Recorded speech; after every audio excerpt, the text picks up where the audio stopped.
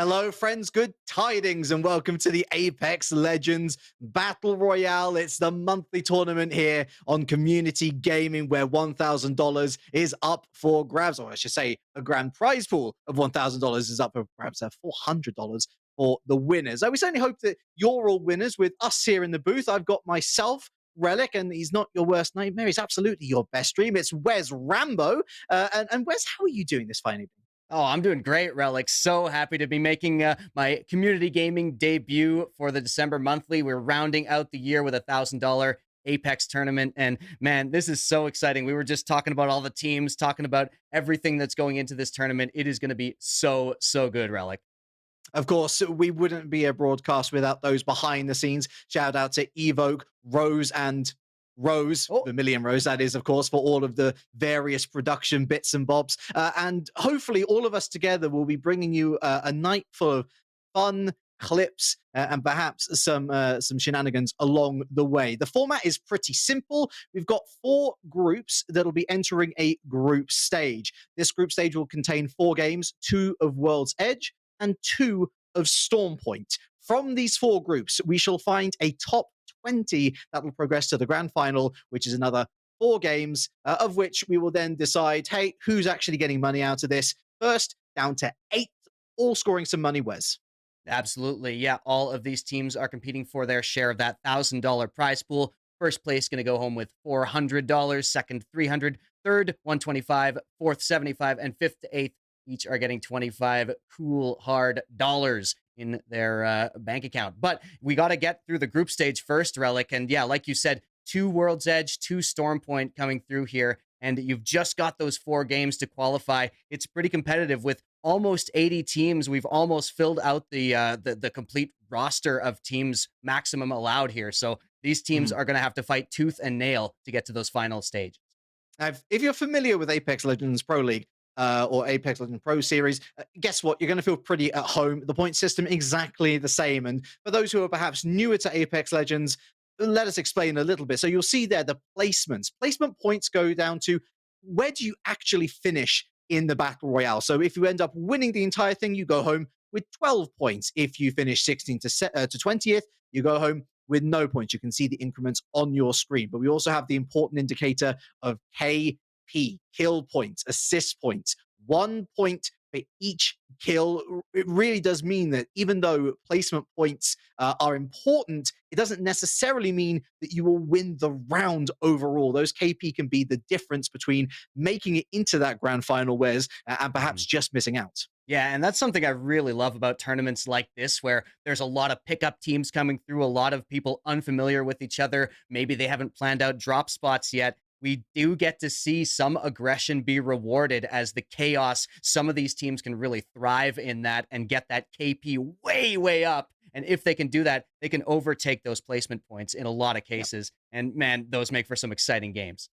Of course, we do have tiebreakers as well, just in case some of these fights are too close to call. But really, there was no fight close to call when it came down to, well, what group do we want to focus on? Because there Mhm. are 4 groups.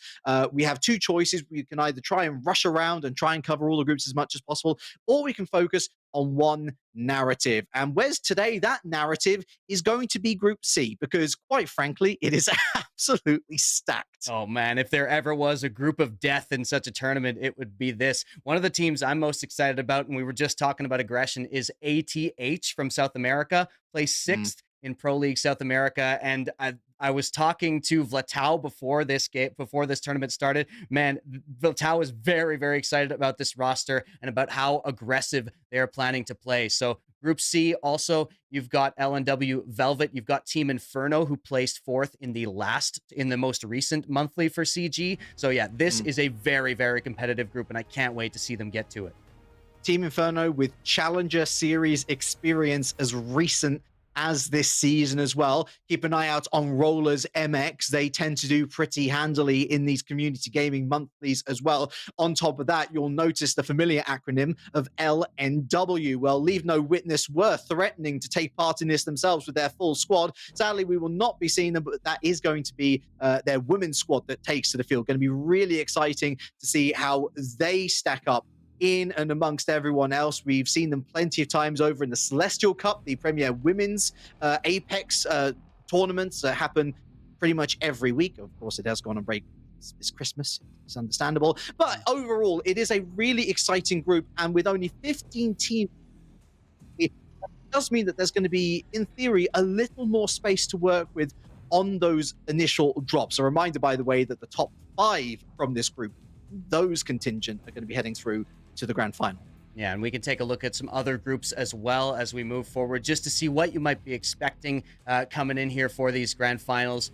Taking a look at Group A in a moment, where we also have some heavy hitters, maybe some unknowns as well. And man, what I just love about tournaments like this is those teams that come absolutely out of nowhere, nobody knows about, and completely destroy the competition. There's always a couple of teams that come through with some absolute heroics here, as you see Group A on your screen right now. And yeah, like we said, there's some teams that will be known to some players. Wanted Goons, for instance, did place in the last monthly. So if you follow Community Gaming, you can take a look at Wanted Goons as well as one of those teams maybe threatening for a top spot. But the rest of this, I mean, it's an open field, especially with this many teams here. Muth, Too Much, Rush. I'd be keeping an eye on those two as well as we transfer over to Group B. A reminder is that although we're not going to be direct teams on stream, we will be catching up with them throughout the group stage. So do keep an eye on the names that you are interested in, certainly. As in Group B, I think perhaps the most open group out of the 4, at least by my reckoning. I think you've got certainly Phoenix Legacy, one to watch out for, with Sabs, one of the most prominent women in the scene as things stand. Although that said, her form has fluctuated of recent. She has certainly got the capacity to pop off, however. Yeah, and speaking of Group B, I actually was talking to It's Dubes, the captain of Bagged Milk, who gave us a little bit of info. That's a very exciting team for me, because they did very specifically point out that they have Spenjitsu, the Canadian, who's studying to be an ear specialist, and the other 2 are just dads who love Apex. They did get very, very close to the finals last CG Monthly, and so they are going to go for that dad energy, that dad strength, trying to get them through. And I mean, it's me. I always got to root for the Canadian. I'd imagine you'd also be looking to support the Tango Rambos as we take a little look at Group D as well. We've also got an organized FSA Orange, Exotic Esports as well. Certainly some names to look out for. Contested Curitiba Esports too as well, the Nova Union. It's a really excellent field, but as always seems to be the case in Apex Legends, whereas as much as we can point out these team names and say, well, we're expecting these guys to do well, we're expecting these ladies to do well, at the same time, because of the nature of battle royales, and especially given that it's such a short group stage, only 4 games, remember, before we're done and dusted with this group stage, 2 off days, and that might just be your chances of qualification over. Yeah, absolutely. Every single second of this group stage is going to count, and these teams have to make it count here. And yeah, like you said, there is some randomness to this, and that was kind of what makes it exciting. And also, sort of, we can see what develops over the course of the day, because as you said, we can bring in all the outside info we want, but we've got to see what the form is like today. And that's how we have to continue to build who we're continuing to look at, who we're continuing to discuss as this game goes forward, as this day goes forward here on Community Gaming. So as you mentioned before, we are going to take a look at Group C for that first game of World's Edge once we get into it. And yeah, I'm so happy to be taking a look at Group C first, because like we said, that group is absolutely stacked. That's not just Group C that we'll be looking at first. We'll be continuing with Group C throughout the rest of the group stage. And I think that one certainly will be the group where we think, yes, it's stacked, but it's also got the highest, what I like to call banana peel factor, where if one of these teams does slip up early, then they're immediately on the back foot. And for those rest of the teams in the lobby, if you've got a big name in there, it's like throwing a target onto their back. Yes. And they know that they might be able to get one-ups on some of the most respected teams in the bubble scene. Yep, absolutely. I want to highlight Team Inferno as well. We talked about Team Inferno a little bit before, placed 4th in November for the Community Gaming. And I actually spoke a little bit to Zanzuki, who was telling me about how they switched up their play style. They're going to swap Seer for Crypto, if what they were telling me was correct. And yeah, that's exactly right. So which they think maybe no one else is doing. And planning to go for a little bit more setting up power positions and playing around those teams who are trying to focus on them. So we'll see what Team Inferno, if that new plan, if that playstyle can push them past the top 4 into those higher echelons of ranking as we continue forward. But we are definitely going to have a target on them as we get into the drop here on World's Edge for the first game of the December monthly for Community Gaming. Lovely view from our observers here, just showing that there's not really a huge concentration as of yet, at least on the south side of the map. And of course, this is going to be the advantage for a lot of these teams who like to start slow and build up their trajectory towards wherever the circle may lie. Time to loot. Time to make sure that their loadout is as optimum as possible. We will begin with Leave No Witness Velvet. We've got Narnia, Yawasi, and Vendetka. And already they've got some decent shieldage on board, running the Caustic, Valkyrie, and Seer. And although Valkyrie has recently received that nerf, of course, it's not to say that it is no lesser a champion. Of course, that ultimate so integral to just redeploying wherever you want on the map. And of course, in the end game as well, it just gives you a little bit of an aerial advantage as to stuff.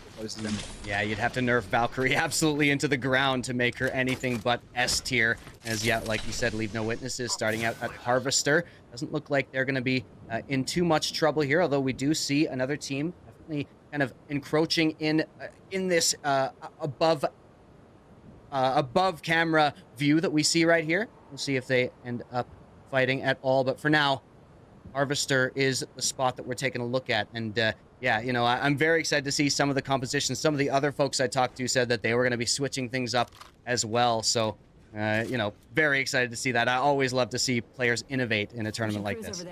Well, I mean, the very fact that we're starting to see a crypto potentially coming back into the meta. I mean, was it even a part of the meta in the first place? I'm not entirely sure.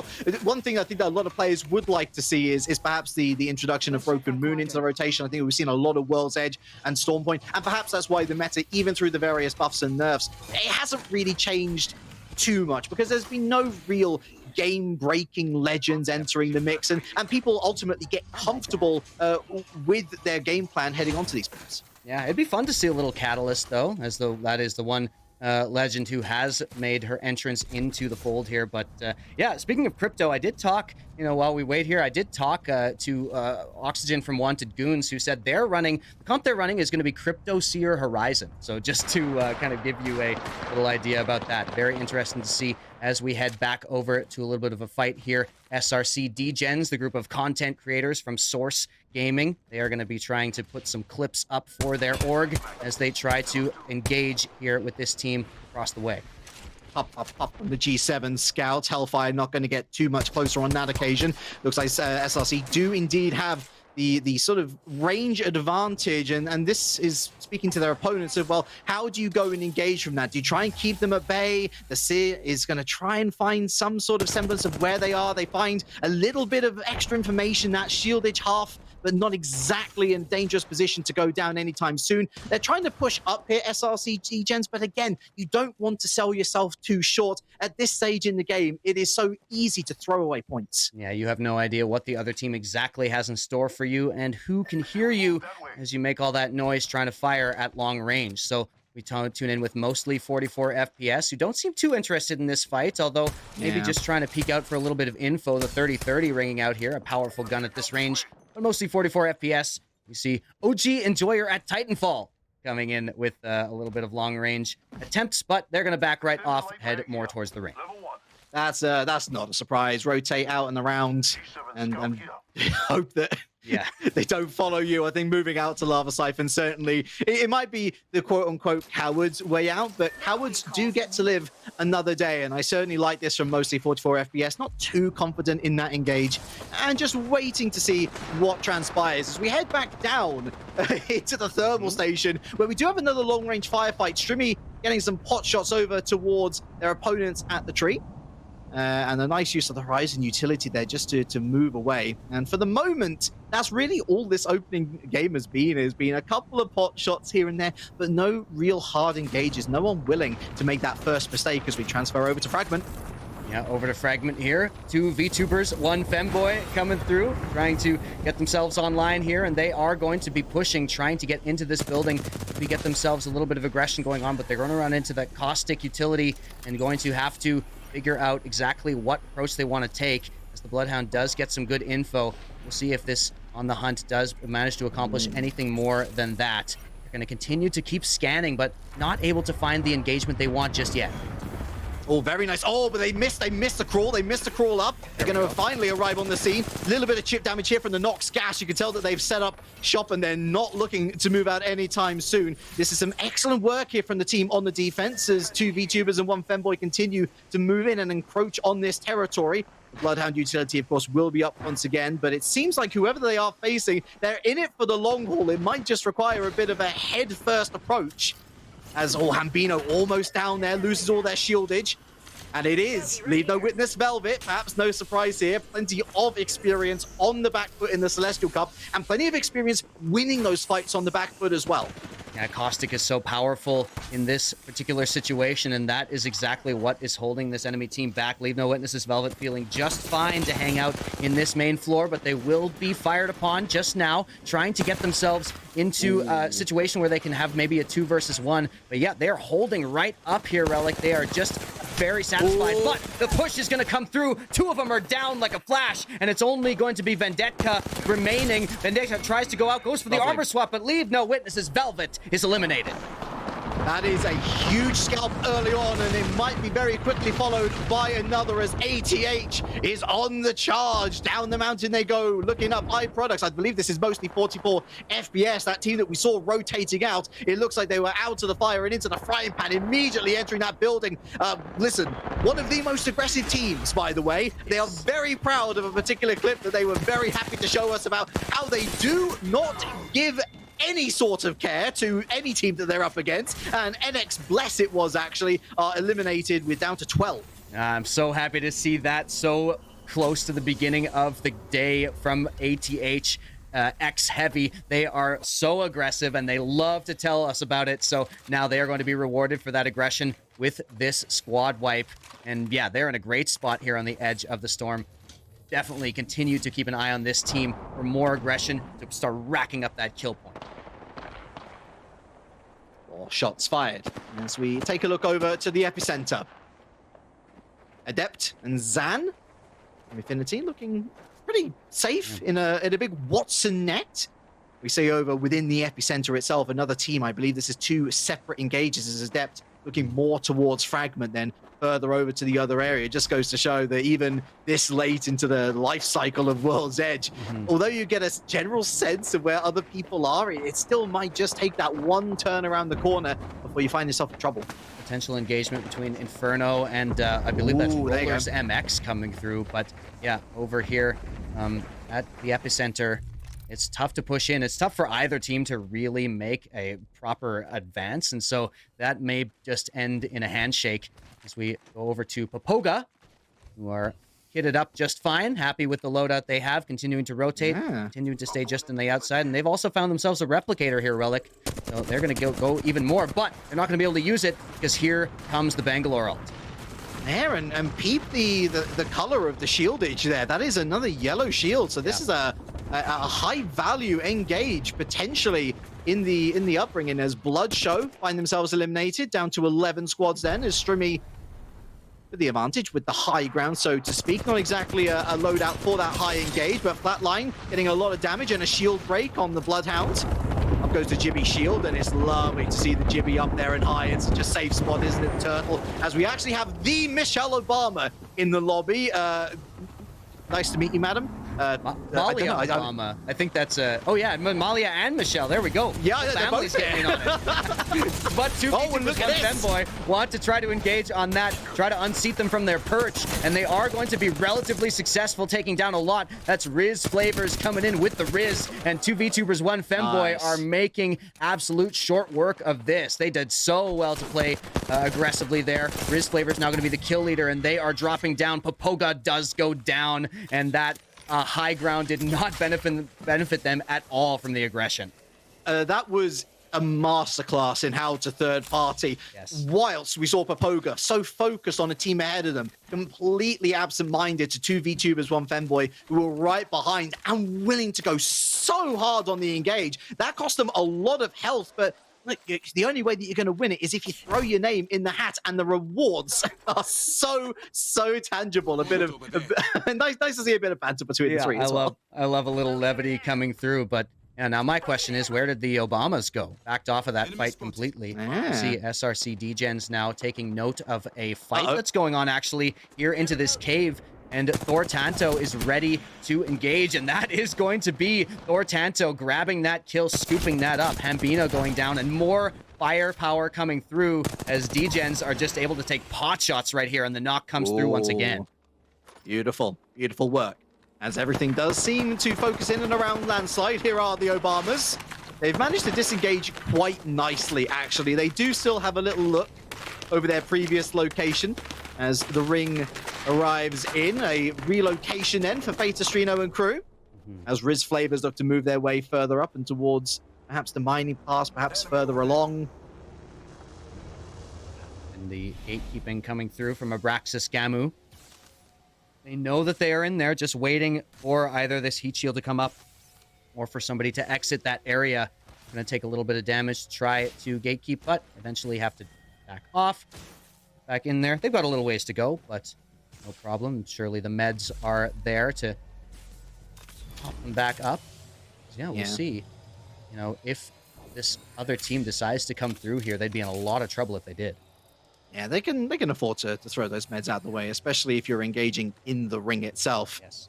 It's certainly beneficial if you have that advantage, if you have the high ground. It's certainly one of the most beneficial rings and most beneficial placements within this particular ring that Abraxas can find themselves with. Of course, they do have to traverse over Fragment, which is an incredibly dangerous area, especially if teams have set up shop. For example, we saw just how long Leave No Witness Velvet were able to hold out before two VTubers and one Femboy managed to put them to sleep. Malia Obama with a lifeline package potentially to use. And actually, they're just happy to stop where they are. They're not looking to engage hard. They know that they can move into Fragment whenever they choose, probably just waiting for the ring to run down before they make the move. Yeah, seems like this would be an okay place to drop the birthday present, but they are maybe deciding not to reveal their position here, which seems wise. Meanwhile, ATH, the textbook aggression coming through once again, and that's a quick slide. That's going to be the knock. Storm Campers going down, and we tune in just as they come in. ATH once again coming through with some very, very powerful pushing. Sleep, Latau, and Pawnee. Everyone goes home with presents at the end of today, of course. It is the Christmas season, and since we only have 15 teams, it does mean that you're guaranteed at least one placement point, but those placement points really do ramp up in value the further into the top 10 you go. So Storm Campers doing pretty well to hit that top 10. Not quite good enough to secure some significant value heading into game number 2 as we join the SRC Degens, Ambino and Alezura on the charge. These are some really good hits here on the shields. No knocks at the moment as down comes the heavy strike. Dexicon looking up towards that tower. So many Watson shields out and about. I'm surprised it's being utilized in such a no cover area. And speaking of no cover, Dexicon goes down fully. That's the kill for Alezura. 2 VTubers, 1 Femboy, looking like the ones to beat at the moment. Man, that is a very, very impressive from 2 VTubers, 1 Femboy, and they definitely had the armor advantage there as they're going to come in more aggression. And a long-range kill! SRC Degens get absolutely destroyed as 2 VTubers, 1 Femboy pick up a bunch more KP right there. And yeah, this is looking like a team to challenge ATH for aggression. Very impressive stuff. Critical accuracy, critical kills. Momentum is a huge thing in Apex Legends, not necessarily between games, but certainly within the microcosm of a game. And speaking of, well, I'm not sure if Stunny is part of Team Fury, or if they are very impressive indeed. Kirsten Zednim as well, looking pretty strong as Team Oni have already picked up a number of kills themselves. They've gone under the radar a little bit within Fragment, and we can see here so close to that final ring already, 1 minute 40 for round 4. Yeah, still lots of players remaining, but yeah, there we go. Yeah, I'm very curious about Stooney here with the Furia tags up coming in, but Team Oni seem to be doing just fine for themselves as they have been able to take a position in Fragment, and they're going to find some long-range damage right there as well. That's Zednim coming through with that R301, and they're going to actually push off of that. They're satisfied with the damage. they were able to deal, trying to find some of that kill participation, trying not to let their opponents get away. Looks like they have eluded them just for now. ATH eliminated as Team Oni look to press in on this team. Up onto the balcony one goes. Stuni.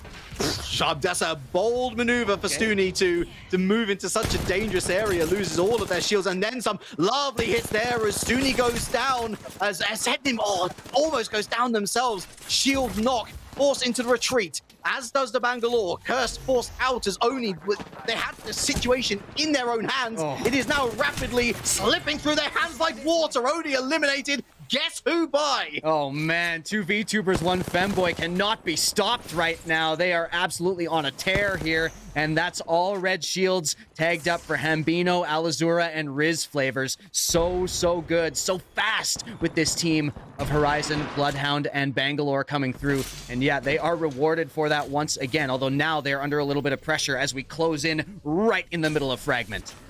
And they've thrown themselves very much into the Warriors pit. They are right in the middle of every other squad who knows what a high value target it would be to pick them off. That said, they look pretty comfortable. They do not have to move in the meantime. And in the meantime at that, so many of these other squads will be mindful, keeping watch of potential flanks, potential third parties that can take them out of the equation. Of course, another thing that we've got to consider, how many players do each of these teams have? I think we've got a couple of duos in here. Yeah, Abraxas Gamu, though, full strength with 3. Alia and Michelle still holding strong here. And they are going to actually have to take out this ultimate coming in. And that's already Alia Obama going down. It's going to be another kill here. Michelle Obama, the only one remaining from Abraxas Gamu, trying to do the damage that they can. But Abraxas Gamu goes down. And 2 VTubers, 1 Femboy once again finding the kill. We'll say that the assist went to Alazura for the initial ultimate usage, but Riz Flavors, like a SWAT policeman, entering the building and clearing it out. No fear whatsoever, and those KP continue to stack up. But 2 VTubers, 1 Femboy. It's pretty much guaranteed at this stage that they might be through to the top 5 already. Yeah, and you know, it's of course, it would happen to us, Relic, that we've got to be talking about 2 VTubers, 1 Femboy all day long, because I'm sure that's going to be the case based on what we've been seeing so far in game number 1. 4 squads left with 11 players remaining, so we do have a few duos or potentially solos coming in here. This Team Inferno working their way up to the top of this building, but they're getting scanned over and over again here as the Watson does come down to try to revive those shields a little bit. There's 2 VTubers, 1 Femboy. Just absolutely playing around right here. They are not at all worried, not at all stressed about this. Clearly comfortable in this environment, but Tambino might have gone into the wrong spot here and has to back right off. Yeah, 2 VTubers, 1 Femboy. It's been instinct first, think later, and it has worked for them 9 times out of 10. That the one time it hasn't worked for Hambino, but no harm, no foul. Pop the Phoenix kit. It's not going to be much use once we hit that final ring. KPS going down means that we're down to 3, and Team Inferno is certainly one of the most interesting teams here, as they've hardly had any engages. You can see that from their shielded situation. They've been picking up stuff on the fly, and it does mean that they're a little bit cold, a little bit rusty going into these sorts of team fights, whereas our kill leaders here, Riz Flavor, they know exactly what it means to go in and get the job done. Nice pops here on the Watson, as up on the top edge, it hits Taylor down. Alazura pop shield, down to half health, but able to get out of there. No harm done. Hambino, no shield pop for them either. They've got that back up to maximum. Riz Flavors firing off shots. The smoke, Alazura down. That could be big for 2 VTubers. They managed to flank. Lovely work here. Big damage dealt from the R301 as they back out once again, get the revive off an Alazura. Oh, they're not going to be able to get it, though. Here comes another team coming in to try to disrupt them, try to take down the monsters. Riz Flavor is the only player left, one of the best players that we've seen so far in this game number 1, but is this going to be too much? It's Rollers MX to take down the monsters, and they are the champions for your game number 1. That's how Apex Legends goes, folks. You can have the best game of your life and still come out second best. Well done to Rollers MX, choosing their moment of engagement to perfection. We saw that massive push on Team Inferno. There were a number of moments, however, that really didn't fall in 2 VTubers, 1 Femboy's favor. For example, Alazura, heavy damage from that initial knock. leading into a knock on themselves. And then that prioritization to try and get them back up on their feet rather than trying to finish off the job is ultimately what sealed their doom. And Rollers MX should absolutely be patted on the back for capitalizing. No question. Yeah, but even so, I have a feeling we're going to see one particular team at the top of the leaderboard when we come back from the break, and that is 2VTubers 1 Femboy with an absurd kill participation. We will see what happens with that after we return. We're going to take a quick break while we tally up all those scores, and we'll see you in just a few.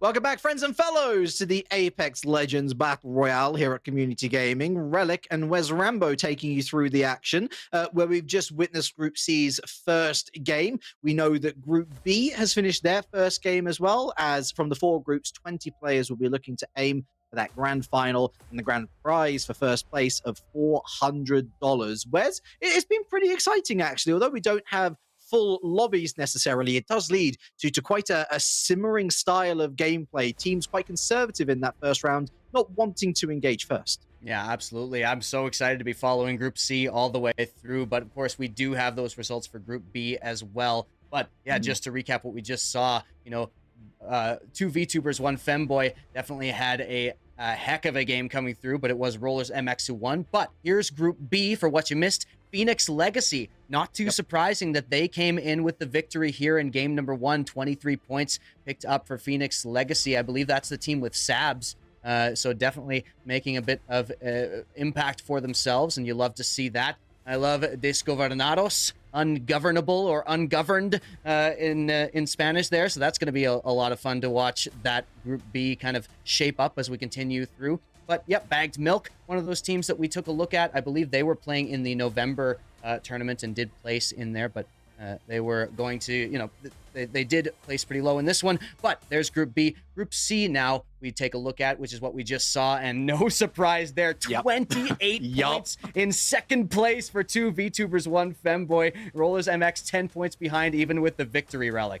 When I was saying, admittedly very excitedly, so I apologize if it didn't come across exactly as I wanted to sort of pronounce it, they might have already qualified for the top 20. I'm not even joking. That was an extraordinary performance from 2 VTubers, 1 Femboy, and a perfect case study of what I meant about the importance of KP. Rollers MX doing incredibly well, but those 12 placement points very much saved their blushes because they only had 6 points overall. Nevertheless, they're still in a great position. 10 points clear now of Team Inferno in third. And so as we continue our journey on in Group C, onto this second and final map of the group stage for World's Edge, we on Storm Point thereafter, it's going to be a question of, is it going to be the rich getting richer, or will we see some resurgences from some of these squads? Certainly for the likes of Leave No Witness Velvet, very surprising to see them dropping so early on.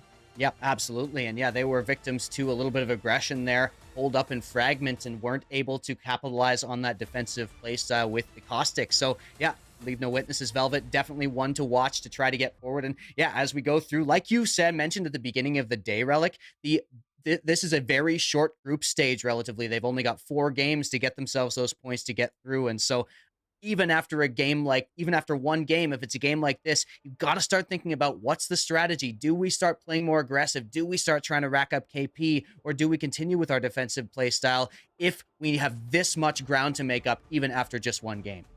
Gotta love our wonderful producer, Vermilion Rose. Shout out to not just them, but also Observer Rose and Observer Evo, our wonderful production behind the scenes. Fun fact delivered by Vermilion Rose. 2 VTubers, 1 Femboy, have more kills combined, or more kills I should say, than the next teams combined. There are 19 in total, pure dominance. And hey, listen, if you want to dominate the gaming scene, as I'm sure many of you will want to do, then let us quickly brief you about community gaming, what we do here. So this particular tournament, the $1,000 Apex Legends Monthly, is brought to you by Community Gaming.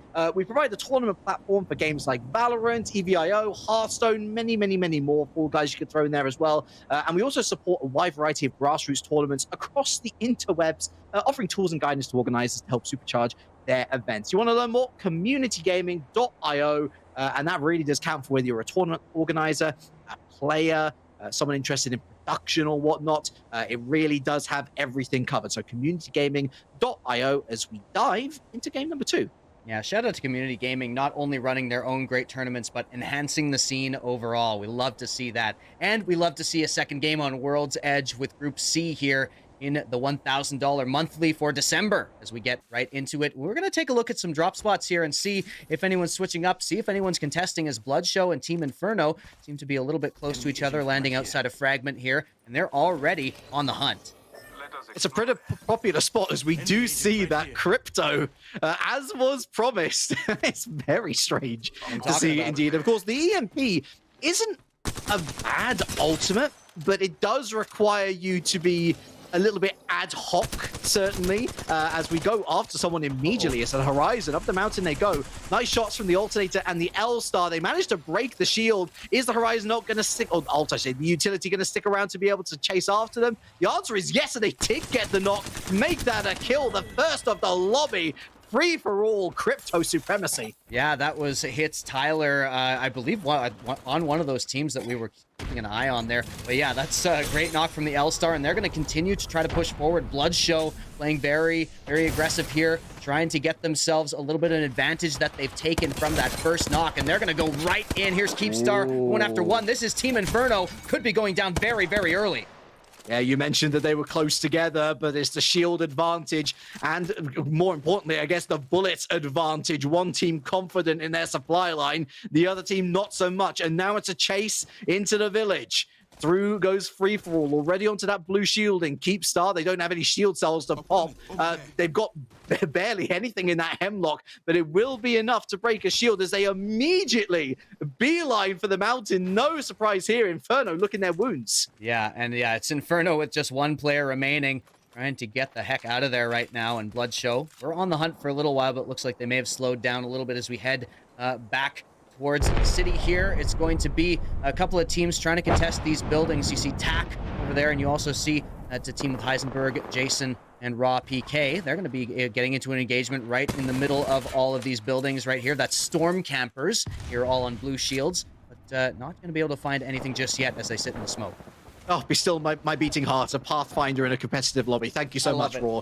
Thank you so much, as they already have a down, actually. TAC not exactly faring well in this fight. We've got to watch out for the Obamas, and A on the way as well. Nice engage here. Down they go, whipping out the wingman. Oh, they're missing every single shot, and thankfully his two teammates were able to come in clutch there, but I've never seen so many shots whipped on that wingman. Of course, now utilizing the sniper ammo as well. Hard to find. That looked like my wingman right there. Man, that was ridiculous coming in. And some of those shots looked, yeah, you gotta hate that, and you gotta bounce back from something like that. Definitely don't want to let it get to your head if you're missing like that. And luckily, Storm Campers have a team on their side to help out when one of their players maybe doesn't quite hit the mark. But here we kind of collapse in on another area of the map as we've got SRC moving themselves forward. They've gotten a amount of armor, and they're gonna run in and maybe get an opportunity to third party here, but they've got to cross that way. They've got to cross across the lava here to try to get, if this fight does indeed start, and it is going to. So SRC, they've got a great opportunity here if they move fast.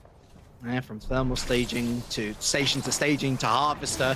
There's certainly a popular area on World's Edge. Not so popular for mostly 44 FPS, who did drop in and around this area last time out and didn't find too much joy for it either. It's NX Bless here with Products, Cray, and Nakamen as we join on board with them. They're on the chase now, heading through the mountains. They're looking underneath there. They've found their target, and down they go. Mostly 44 FPS eliminated, 13 teams left, and the kill leader, Cray, with 3 kills already to their name.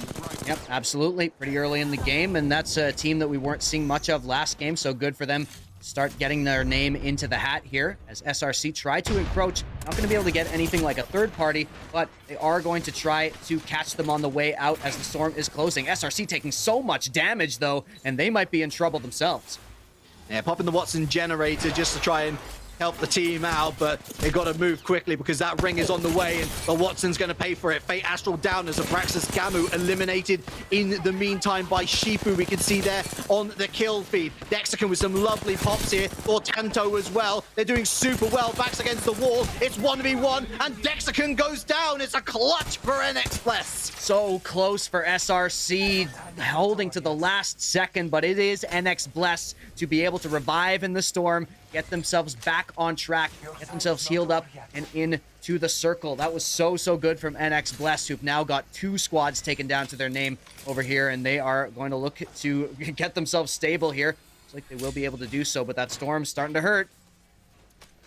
Watch out. Cray has entered the chat, but as you are very correct in saying, the Storm is going to start to hurt. Only small chip damage for the moment, but they took a lot of damage in that initial fight, and they'll be hoping to find a lot more than just shield cells and ammo to utilize going forward as we rejoin the Storm campers, all on tier 3 shields now. And here we see Leave No Witness. Velvet as Yoasi, that shield almost popped immediately. They have been cornered here at Countdown. Not Countdown, sorry, my apologies. Cornered here at Fissure. Yeah, Fissure is the spot, and Leave No Witnesses are in a lot of trouble at a right angle between these two teams here. Here comes the Q, the tactical missile swarm coming through. Storm campers, not to be dissuaded, going to continue pushing on, continue trying to find Leave No Witnesses, who once again trying to hold themselves up in a building. This time, will they be able to play that defensive strategy to perfection, or will they suffer once again to the push? They are stuck there, but the good news for Leave No Witnesses is that they've actually got a third party watching out from further within Fissure, and so the Storm campers there have been caught out big time. Down goes Raw, down goes Heisenberg, and we do have a down on Yuase, who came out to have a little play. Heisenberg goes down as well. Beautiful work here from Leave No Witness, who still have 2 up, but they've got to watch out for this third party. Got to watch out for the ring as well. Oh, no. As here it comes. Oh, Vendetka, are they going to get the med kit off in time? It's a race against time. They managed to get off just in the nick. Oh my goodness me, and the revive through on Yuasi as well. Looks like that third party not intending to push for the moment. No, they just get right out of the storm and Leave No Witnesses. As you said, beautifully played there with those two teams encroaching on them. They get the kills that they need, and they back off into the building just in time. Exactly how you want to use a defensive style like that. As we see Rollers MX, the victors from the first game, they are going to be able to get the high ground here and trying to put down some damage on Fangs, who is down in this alcove trying to get out of there. I'm not sure if Fangs went down just there, but has to avoid the Bangalore ult, has to avoid the missile swarm. They're in a lot of trouble, and Rollers MX are sitting pretty. I imagine, given the amount of hellfire that came down from the mountain, that they did go down. And indeed, we see them there crawling away as their teammates look to have abandoned them. Oh, how very solo Q of you. ATH, meanwhile, have eliminated 2 VTubers. 1 Femboy are runaway winners from game number 1, down as the 10th squad. Yeah, and not even that present in the kill feed, I don't think so. No. VTubers, that's exactly what these teams who are challenging them want to see, is them having a weaker game for the second game to try to make up for a little bit of that huge lead that they've gotten themselves. Like you said, they might be qualified already, but these teams want to put a target on their back, that's for sure. Now we got ATH. We already mentioned their aggression, and that is what they're using. Take down some of these top teams, now having to shield up, having to deal with a lot of pressure. Lovely. But that's Asleep getting a great kill there. Yeah, ATH have fumbled the ball a couple of times here in this engage. They've had a team on top of that building for a solid 30 seconds or so, and they just never found their way on top of the building, even despite the Horizon utility. With Asleep down now, it's a 2v3 scenario. Vlatau is certainly keeping his eye out, as they're the ones most dangerous in, or most close to death, I should say. We do have news of a third party encroaching as well. So Asleep, it might just be a case of grab the banner and get out of there, as Rollers MX are quote unquote winners from Group 1, certainly by the placement, not by the KP.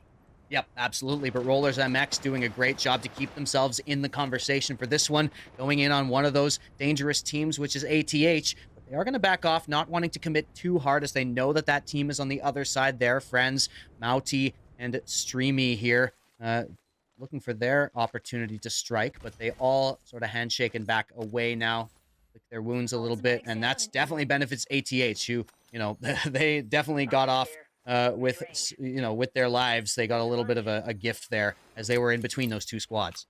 Yeah, once again, conservatism shining through. They're not going to look and try and engage one squad. They're just going to try and get out of dodge, which, quite frankly, given that we still have 9 squads still up, safety probably the better part of Valor. No one is safe, especially with two VTubers, 1 Femboy, picking up so many points from game number 1. They can afford to go down this early on in game number 2. Yeah, absolutely, especially because they did at least get a few kills near the beginning, so still not walking away empty-handed from this one. But Rollers MX, speaking of not walking away empty-handed, they are going to walk away without having any engagements, trying to reposition here with the Valkyrie ult, going over towards that epicenter. And you see Shift Fangs. This is the player that was being shot by Rollers MX before, so they did survive in the end, actually. But Shift Fangs may not be long for this world. Oh no, they didn't notice. Where will they be able to find them? Oh, they are certainly it is. there, and they're certainly firing. Oh, they might not be long for this world. Fangs, they've done incredibly well to run away, but run away they shall no longer. Mercenary, merciless. I cannot believe Shift Fangs survived that onslaught, the hellfire that you described from Rollers MX, who are like, how did they get away again? They can't keep getting away with it. But finally, Shift Fangs does go down, but maybe racked up a few more placement points for their team. So shout out to a little rat play. You gotta love a rat in these games. I love to see, you know, them surviving. Maybe more like a cockroach surviving all of that missile fire. Certainly plenty of cubby spots for bugs to crawl out of in World's Edge, and that's what you got to be most careful of. It's why splitting up is not often the best choice, as we saw there, 4 Fangs all on their lonesome, and they paid for it grimly. We join. There's a lovely trip around the mountain, isn't it? The ring watches to our west, and we drop into Skyhook.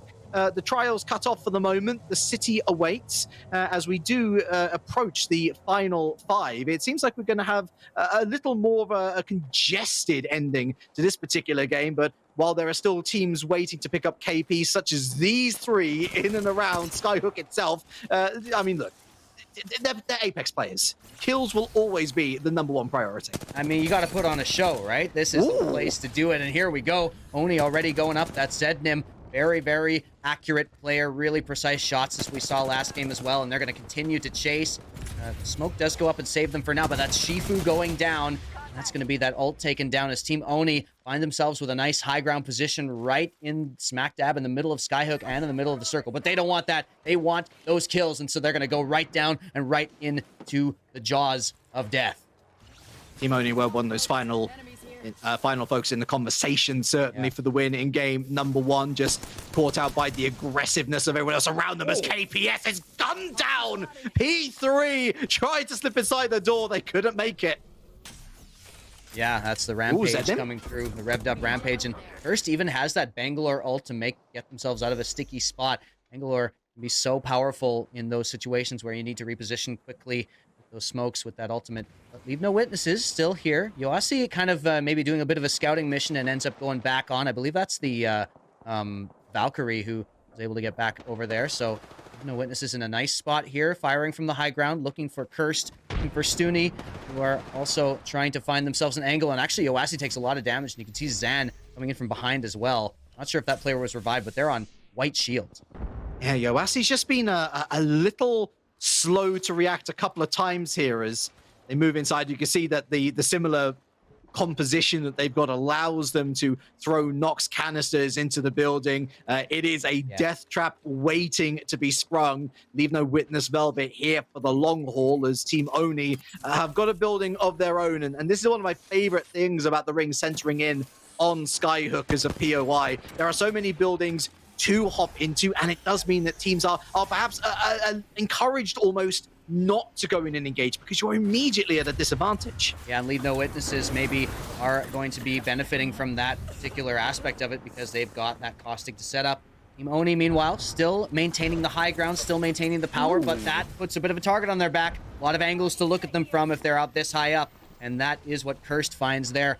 Bunch of damage from an angle that they weren't expecting. So Team Oni under a lot of fire. Will they choose to reposition? Or is this just a scouting mission from Cursed, continuing to move through buildings? And yeah, they're going to reposition very smooth.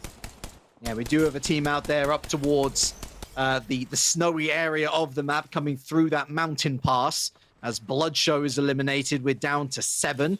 Team Oni have done well to relocate, but once again, utilizing supplies, and they are going to be in short supply, especially as the city has been largely ransacked. ATH down, courtesy of Products and Keepstar. So 6 teams remain, and certainly for the likes of Leave No Witness, a much better showing from 15th to at least potentially top 5 if they can survive one more. Absolutely. That strategy coming to fruition, coming in clutch this time, and Yoasi doing a little extra damage down. Rollers MX, our #1 squad in placement from the previous game. And this is kind of what they've been doing the whole game. They haven't taken up any particular high ground, taken up defensive positions. Very mobile team here. and very opportunistic. And I really like that. It can very much benefit you, and it certainly did in game one. But now, they might have a bit of a target on their back, and they are running into a spot that, well, they're going to have to retreat from unless if they use this Valkyrie ult, and that's exactly what they're going to do here, Relic, as they get out of dodge. Can they get over this cliff, or are they going to have to go around? I'd imagine that they'd probably be able to go around it.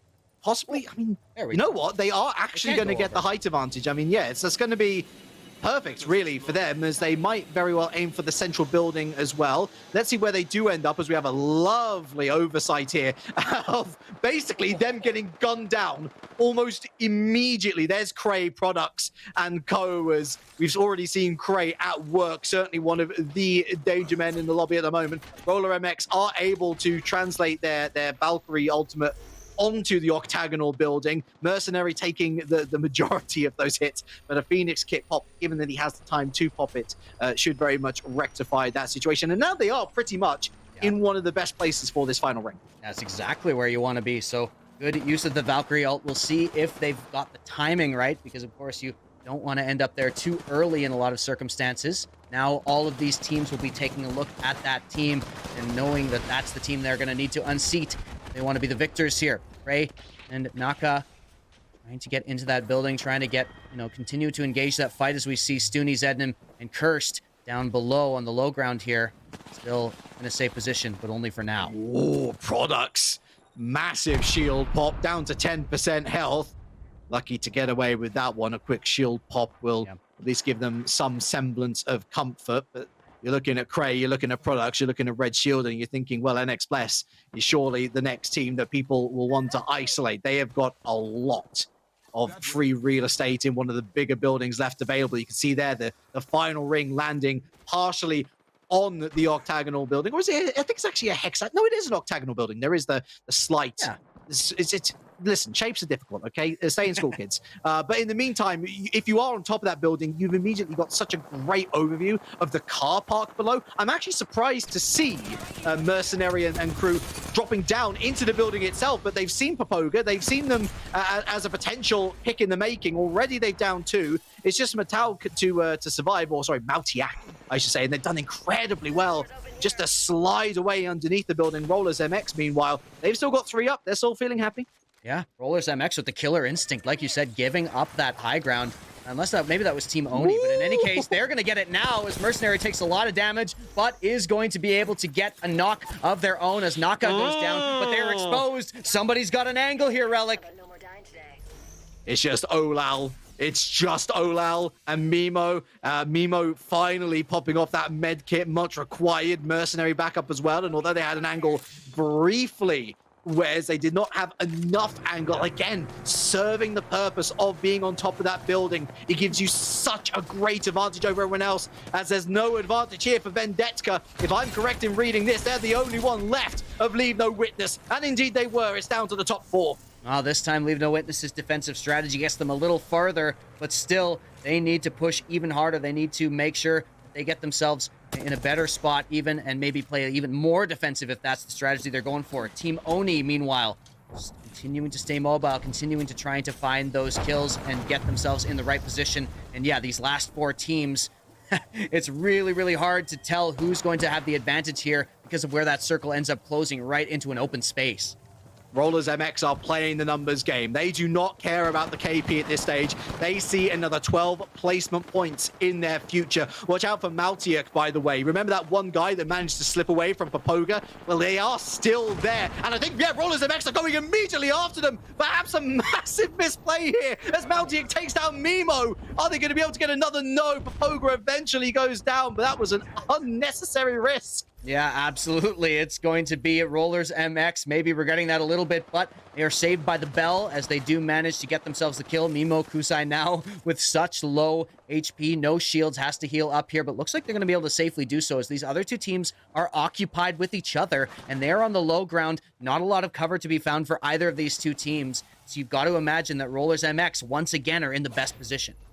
Yeah, for both NX, Bless, and Team Oni, it's about engaging it against weighting it with where the ring's eventually going to end up. It's the engage now for NX Bless as the ring moves in, and it's not gone well at all. Products is down immediately. Out comes the Eva 8. Cray still with maximum shieldage, but not for long. They go down immediately. Massive Hellfire, and NX Bless is eliminated. Team Oni, they've already lost one as well. And Rollers MX, once again, a masterclass in how to play the end game. It's a second game win on the bounce. 2 for 2 for the Opportunists. Rollers MX played the map so well in both of these games, and that was exceptional from this trio. They were so good all the way through. And yeah, you know, it was just they had this great positioning every single time. It was like they just knew exactly where to be just a little bit before they got there. Man, very impressive. And even with what you kind of pointed out, maybe a bit of a blunder going for Mouty 4K there, they still recover from that. They still get themselves into the best position, and they get the second win of the day.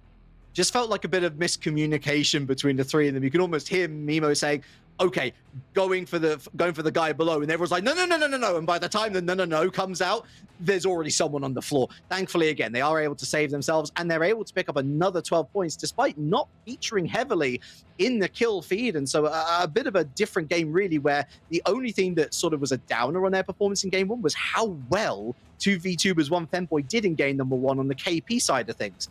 They didn't do so well on the KP side of things. They certainly didn't do so well on the placement side of things. But one thing that should be for sure at this stage is that halfway through our group stage, Rollers MX have guaranteed themselves almost certainly a place in that grand final. The top 20 awaits, Wes. But there are, of course, 2 more games remaining.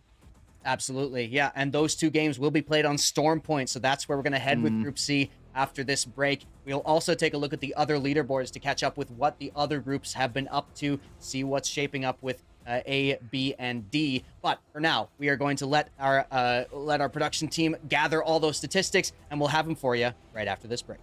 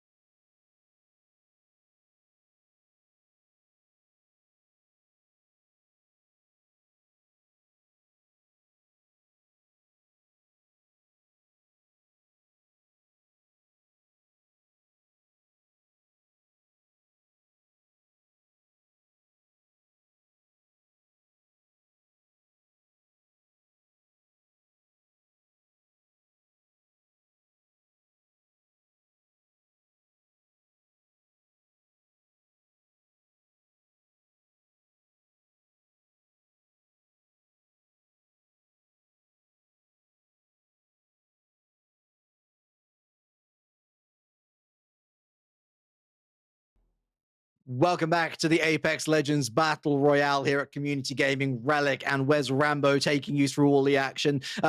Community Gaming, of course, we gave them a massive shout out in our last preamble before a game, but we do have a wonderful event set up for this weekend, Rez. Absolutely, yeah. If you're looking for more FPS action, Community Gaming has teamed up with Coinbase Wallet to produce the Coinbase Wallet 5K EV.io 1v1 tournament. So check that out this weekend. Make sure you follow Community Gaming to keep up with everything that's going on there. In addition, Community Gaming is giving $5 quest rewards to the first 1,000 people who connect their Coinbase wallet to their accounts. For more info and to sign up for the event, type !Coinbase in chat. So I want to see those !Coinbase spam coming through real soon in the chat as we move on to the second half of the group stage. It sounds pretty worth it to me. Very much on the same par, I would say, as how much kill points are worth to the overall narratives of these groups. As we're going to have a little look at groups A and B. They have both finished their second games, and we can sort of catch up with the story on these sides of things. And so, turns out, by the way, that the full Leave No Witness, or the Leave No Witness G squad, I should say, they are here. They did make it, and they lead Group A only 2 points ahead of Vermouth in comparison to the other stories that we've seen. A much closer story. The top, what's it, 5 covered there by 13 points. I love to see that. Very exciting to see who ends up making it out of Group A. As, like you said, Leave No Witness, the main squad, coming through with 33 points. And so, man, yeah, Group A looks to be shaping up to be very exciting. I'm a little disappointed that we don't see Doofenshmirtz Evil Inc. a little bit higher up, because I just want to say that name over and over again. But hey, that's how the cookie crumbles. So Group A shaping up to be a very close one. Group B as well is something that we have ready to go. So we'll take a look at that in just a moment. And yeah, this is kind of a great idea to, you know, get an idea of which teams will be moving forward, and will be challenging the likes of ATH, the likes of Rollers MX, and of course the likes of 2 VTubers, 1 Femboy from Group C. See what happens with those finals. Group B now coming up onto your screen, and Phoenix Legacy with a huge lead, Relic. Yeah, they have continued to open up the jets, so to speak. Sabs and crew, Phoenix Legacy were one of the ones to watch, and they are providing plenty of entertainment on their side of the group stage. Gal and Al Kalabil also in the mix. You've got to watch out for Heat on 20 points. But there are still plenty of teams that are in and around that 16-point area. Des Governados, of course, who you pointed out, only 5 points behind fifth. Remember, the top 5 from each group make it through to the top 20. And so, although there are only 2 games left, if you have a pop-off game where you're getting 20-plus points, everything could change. Let's take a look at Group D. Whilst we've been having a look at these first 2 groups, Group D results have just arrived on our doorsteps. I seem to remember that it was a pretty big blowout game in game number 1 there as well. Let's see how game number 2 has changed things a lot. It has changed it a lot. That is so close, Relic. Look at those top 6 teams all within 7 points of each other. Man, that's ridiculous. And yeah, you know, wide open field in some of these games. The Tango Rambo's letting me down a little bit, but you know, there's going to be a Rambo on the broadcast all the way through. So at least I get to represent, but unorganized, barely squeaking out that top spot.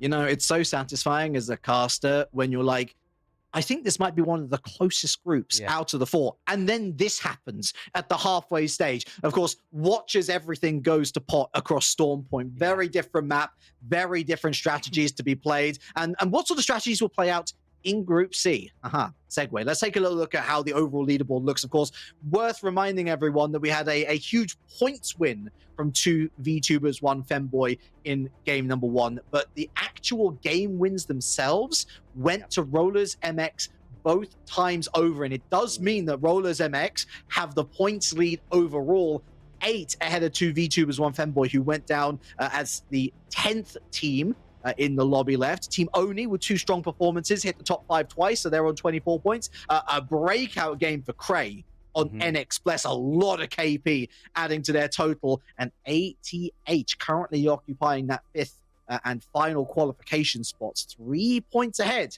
of Team Inferno, 5 points ahead of Leave No Witness Velvet, 2 teams that might continue to find a bit more form on this second map.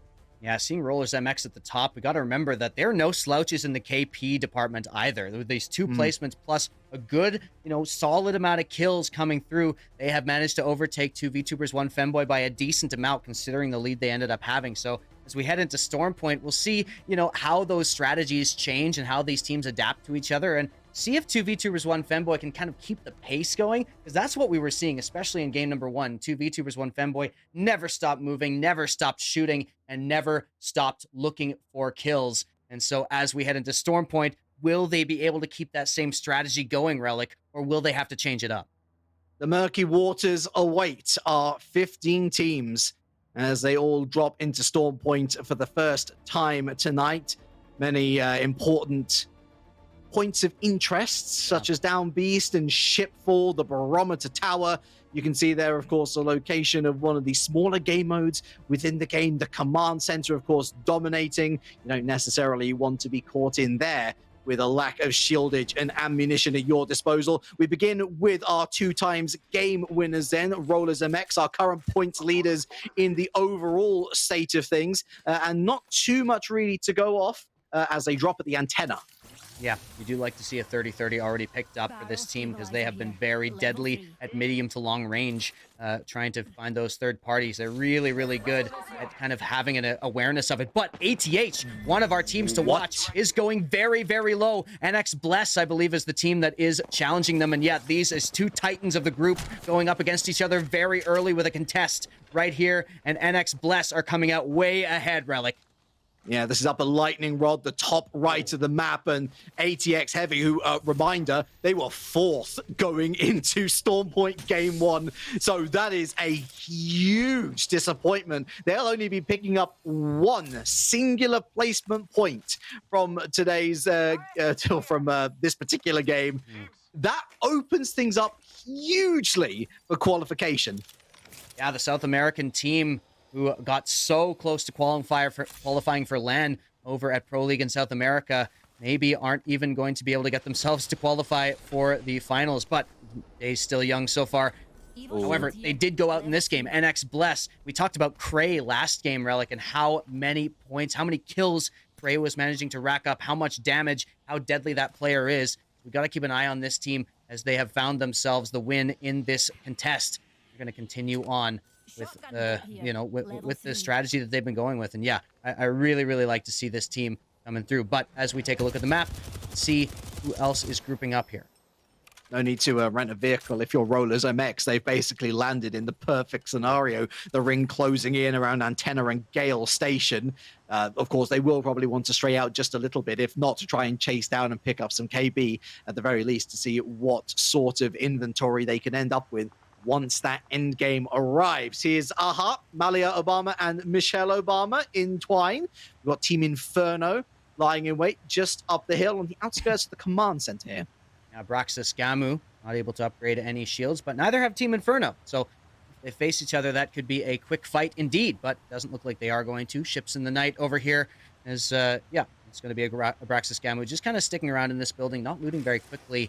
And not moving that fast here. They are going to take the zip lines. We'll see if anybody catches them in this wide open spot. Doesn't look like they will, though. Ooh, Michelle Obama trying to grab onto that zip line and not quite able to do it. So jump comes through. Braxis Gamu continue to move.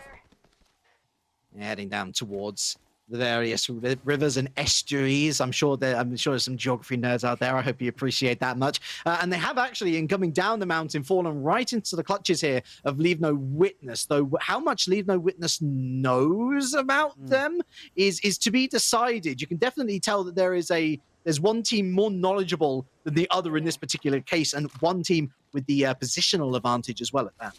Yeah, Braxis Gamu, the only thing they don't have in their advantage is loot, it seems, especially armor. With all on white armor still. Leave no witnesses. Yep, none the wiser. Just continue to move. Even if they were the wiser, they're not ones to take early engagements. That is exactly what we've seen from all the games so far, and seems like Stormpoint will not change that. SRC Degens, though, did get themselves into an early engagement, and they fell up short. Check out the killer. It was Cray, and that means that they're once again on the hunt. In our little box of fun, our little armory, we have 2 Yeah, it is two teams who are. I was like, is there a third party? Is there just a Well, solo player there? No, there isn't. But there is one person only with blue shielding. 2 VTubers, 1 Femboy are inside, and this team with Fangs and Keepstar are above, just waiting. But I'm not sure exactly how this is all going to play out in the end. 2 VTubers, 1 Femboy are a very dangerous team to tangle with at any point. But Shift Fangs, a very ratty player, they may be able to get some sort of strategy going. And yeah, I'm very curious to see how this one plays out. Oh boy. How does it feel to be Leave No Witness Velvet, huh? As I said, like as soon as you become kill leaders, as soon as you have a breakout game, you're asking for trouble, and that trouble is on the way. Oh, dearie me. Just someone goes flying out there. They're trying to escape as best they can. I don't even think they know exactly where they've gone. There they go up in the air, using that launch pad to maximum effect. They've split in different directions as well. Brilliant play here from 2 VTubers, 1 Femboy, splitting the priorities for Bloodshow, who are on the chase but have not got a knock. Yeah, and they can't make a decision here, Relic. It's exactly what you said. This split launch was able to kind of dissuade them from playing aggressive, although they do choose a direction now. Bloodshow trying to get the scent of blood, but yeah, it looks like they're not going to be able to find it, although some long-range damage coming through. You see mostly 44 FPS as well going down, and yeah, it looks like 2 VTubers, 1 Femboy might have gotten themselves out scot-free. Here's Papoga, all lovely and snug inside a building, Strimmy and Franz in tow.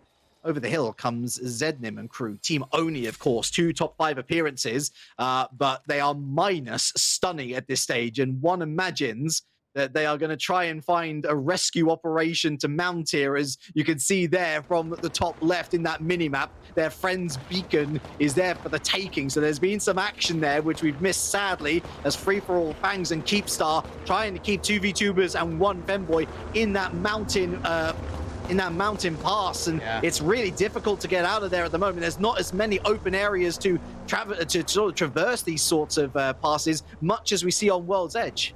Yeah, absolutely.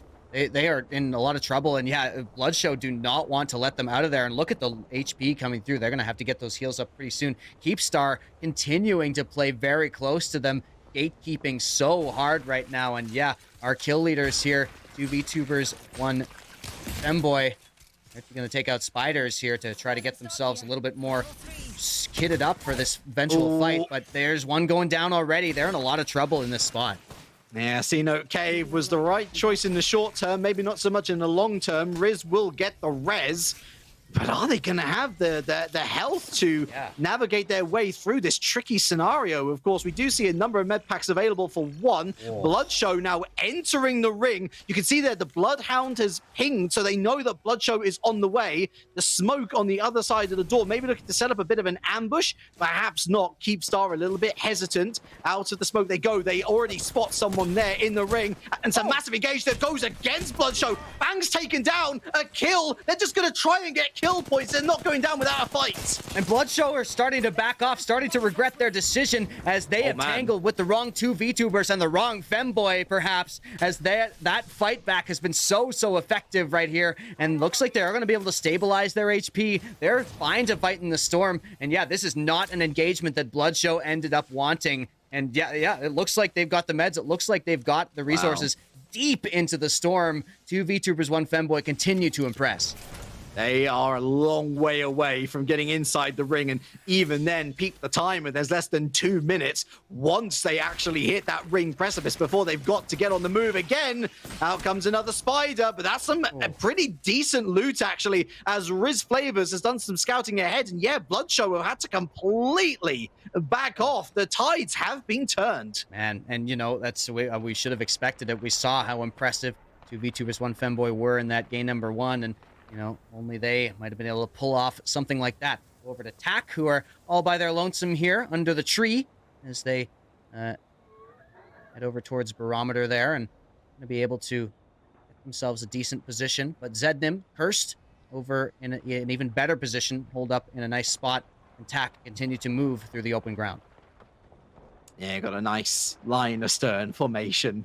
And it's the best way, rather than grouping up and trying to stick together, because anything that one person misses, another person might not. little look, of course, at our friends still in the zone. They are, of course, on the precipice of the zone, but wow, two VTubers, one Femboy, from looking like they were almost certainties to drop even before they hit the top 10 this time around, to getting back into the fight and surviving to live another day. As we move further in field, of course, we pick up the fight with LNW Velvet here, and watch out for Shifu and P3 here, because they're about to get third partied. Yeah, absolutely. They're stuck in between a rock and a hard place. We'll see if TAC do want to be that rock that defeats the scissors here, but they are going to just hole up in this building right now and try to take stock of the situation. They're well within the storm, but they do get scanned, so maybe that will signal a move.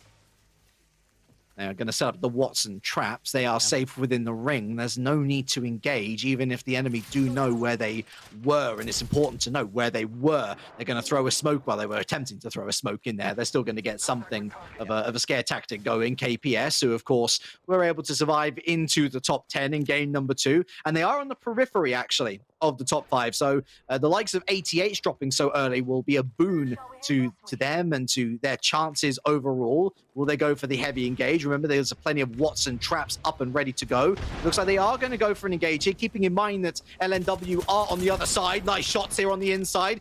Frag grenade taking down the door early on. There's some open spaces to shoot through.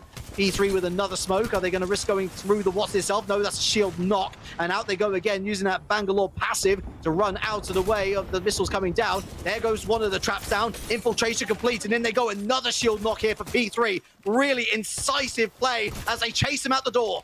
Oh, and KPS, one of the teams that we skimmed over as we analyzed this group, but they are, as you said, skirting towards that top 5, and KPS are going to be able to find themselves the kill, but they are now focused. Here come the teams that were outside. Leave No Witness is finally getting aggressive, and maybe that will be to the detriment of KPS. TAC finally is eliminated, but Velvet are on the hunt.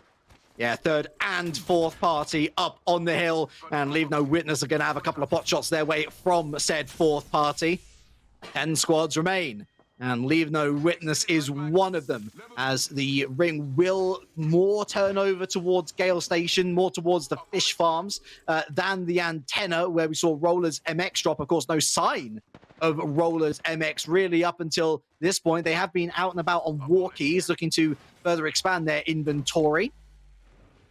And you've got to imagine Antenna will be where one of these teams meets their downfall. They are so concentrated right now on each other. They're so close, and there's a long way to go. And yeah, a couple of very main angles to do it from. But Leave No Witnesses. KPS still alive, still just fine here. You can see, oh, this team, the Obamas on the squad, they're very low armor. Looks like they might have gotten out of an engagement and had to res or something like that. But they're in a lot of trouble here as Inferno encroaches. Yeah, rare sight of Inferno on the attack here. They've been under the radar. They've been sitting tight and trying to pick up placement points. Finally on the aggression. And finally, with some KP to add to their name, Abraxas Gamu is down immediately into the next firefight. Adept with some pot shots to the west. Yeah, Leave No Witnesses are under fire now, and they are definitely not wanting to engage with this. They are much lower HP and shields than Inferno, but Inferno will not stop, and I like this aggression. Like you said, changing things up just a little bit. That's exactly what you need to do, and Adept, the first in, Adept with the Bloodhound, getting that info, taking a little bit of damage, not pushing into a great spot. There's a lot of cover available, but they still want to keep moving forward, still want to try to go for those kills. They do not have to worry about the down player, because obviously the other two players up are the ones to watch out for. Heisenberg and crew are going to rotate back around the mountain as KPS is ultimately eliminated. 8 squads remain. And Team Inferno, of course, another one of these teams, Wes, who are on the periphery of the top 5. They desperately want to capitalize on ATH's early exit. Well, look at that kill feed, though. Riz Flavors, 2 VTubers, 1 Femboy are still in, and Riz Flavors is still dangerous, taking down one of the challengers to their, top kill spot, Cray. But, Team Inferno continuing to push over here, and yeah, we've got to watch as these teams are all about to collapse in on each other. Yeah, big battle on the hillside. There's Nakarmen is surely going to go down. No, it's Riz Flavors down first. I think Nakarmen able to get out of there with a clutch hit from the flat line. Team Inferno looking to third party this, paying for it with a couple of chips on the shield. The Bangalore smoke will be difficult to navigate as NX Bless, of course, one of our big players from game number 2, gone, as we saw Cray, their main player, immediately down. Oh, the Bloodline was trying to stack in between the shields there. 2v2 was one Femboy. A better performance than game number 2, certainly, but they're still out before we hit the top 5. Yeah, and Inferno was the one Rollers to take them out. MX. And there it is, Rollers MX as well going down, so we will not have a three-peat for the victors. Inferno now closing in, trying to take this fight, trying to get some damage down. Team Oni is the ones under fire, and it's only Cursed remaining. They're going to go down, Wow. and that's Inferno with 3 quick squad wipes. Oh, Zan. Oh, Uh-oh. they're not going to be able to get out of there. Is Adept. I think they might just have taken them down with them. Adept is skirting on the edge of death, using a shield cell. Do they even have any health packs? I'm not sure they do. Both their teammates gone in the ring. Recoverable banners, perhaps. But yeah, I'm pretty sure that they're not using any health kits because they simply don't have any. Yeah, they'd be recoverable if you had any syringes, but yeah, like you say, it Oh, they doesn't do have appear that one. Adept- Oh, there we go. One syringe. There we go. One syringe to is their okay, name. everyone. Oh, We'll watch out, see. because here comes Roar and Heisenberg. Uh-oh. Oh, dear. They're in the battle now. They're in the midst of Problem City, and I don't think there's going to be a way out of this one. Heisenberg, surely down goes Inferno. Yes, they are. Storm Campers now coming through with the third party coming through to finish up and pick up the scraps. So Team Inferno with a lot of KP to their name, but it is Storm Campers in position, and they've got a Kraber in hand as well. Raw PK, the Pathfinder player tasked with using the most powerful gun in the game. My simple maths tells me that we got 1 trio out there and we got 2 duos. And wouldn't you know it, it's Strimmy, Franz, and Mautiak who are the 1 trio in a great place. Remember back to last game when it was just Mautiak alive and ready to go for Papoga. Now they've got all 3 teammates up and about. They've got a numerical advantage as long as, and it's important to note, Storm Campers and LNW Velvet don't choose to work together on this. Yep, absolutely. And they certainly could, you know, kind of taking stock of the situation. The more info they have, the more likely they are to do indeed just that. They want to take down this team that is 3 strong. Papoga coming in here on the edge, and they've got a great spot because that circle's closing in right on them. They'll be right at the edge. Good cover from the stones here, and they are able to do whatever they want from this position as long as they stay defensive. And yeah, these 3 squads... Man, this is going to be very, very interesting as this circle closes in on that open patch of water. Papoga's map knowledge is impeccable, of course. We're not entirely sure whether they do have the recon knowledge to know where that ring will eventually end up, but we certainly do, and we can see just how much of an advantage Papoga have, positionally speaking. Of course, in that armory over there, that's where LNW are. Of course, we've got the buildings to the northwest as well, the Gale Station itself. Yep. That's where the Storm Chasers are. Papoga, they're a bit more out in the open, but they do have enough cover, and it seems enough in the way of shield cells and med packs to be able to survive until that final ring. Absolutely, and they're able to get a lot of info here, you know, just continuing to watch. There's not that many places left to hide. Franz, so happy to have the Bloodhound at this point. Just continue to get that info, continue to keep tabs on where your opponents are. But yeah, once again, man, look at that circle relic. That's just perfect for Papoga. The only way that this could go wrong is if Franz accidentally missteps into the launch cannon. Yeah, and man, That's the only way it can go wrong. Close, we're like awfully close right now. Oh, wow. Are we going to go for an engage? No, they're just looking for the recon once again. So they've actually been able to find out, okay, there's 2 hostiles as They are Nani is going. on top of the building, and I think we are going to have an engage here. They are going to go for it. They've noticed that there's 2. But look at that, Nadia. Oh, did they get it off, or did they manage to get away just in time? I think that the Valkyrie was able to get the launch before they went down. And yes, they are still alive. Oh, and now they're down. They are definitely down. And it's back to the home base for Papoga. This might encourage Storm Chasers to come and join the fight as a third party. But yes, Velvet is eliminated What? thanks to Strimmy.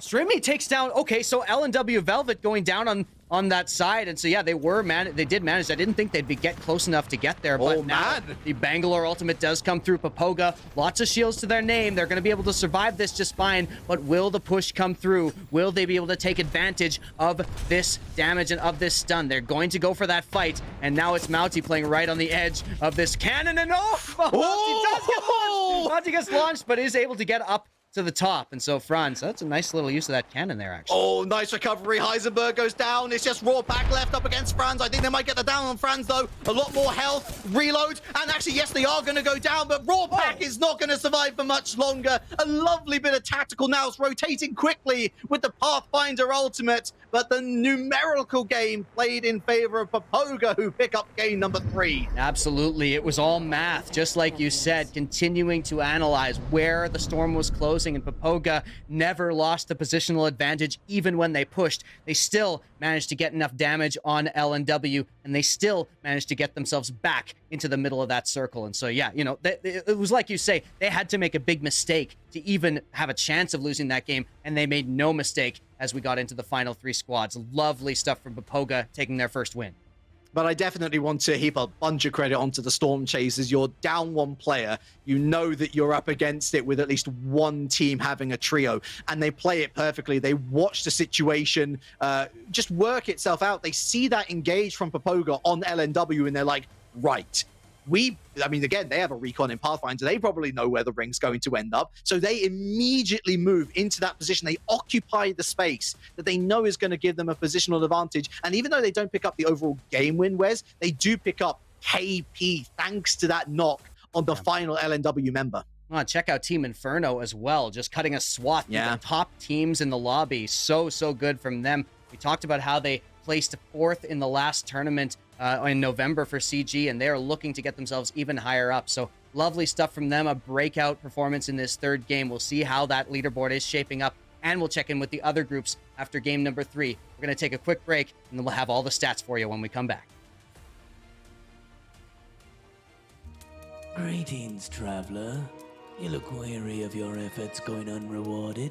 There's no shortage of spoils to be had. Stick with me and claim what is rightfully yours.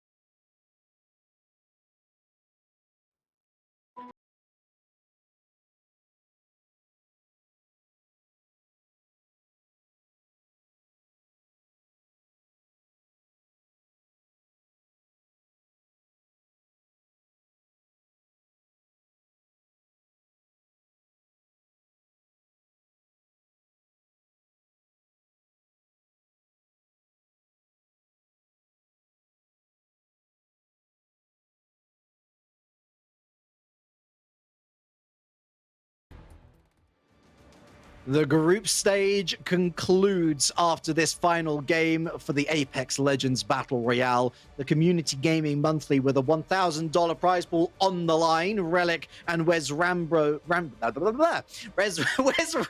taking you through it.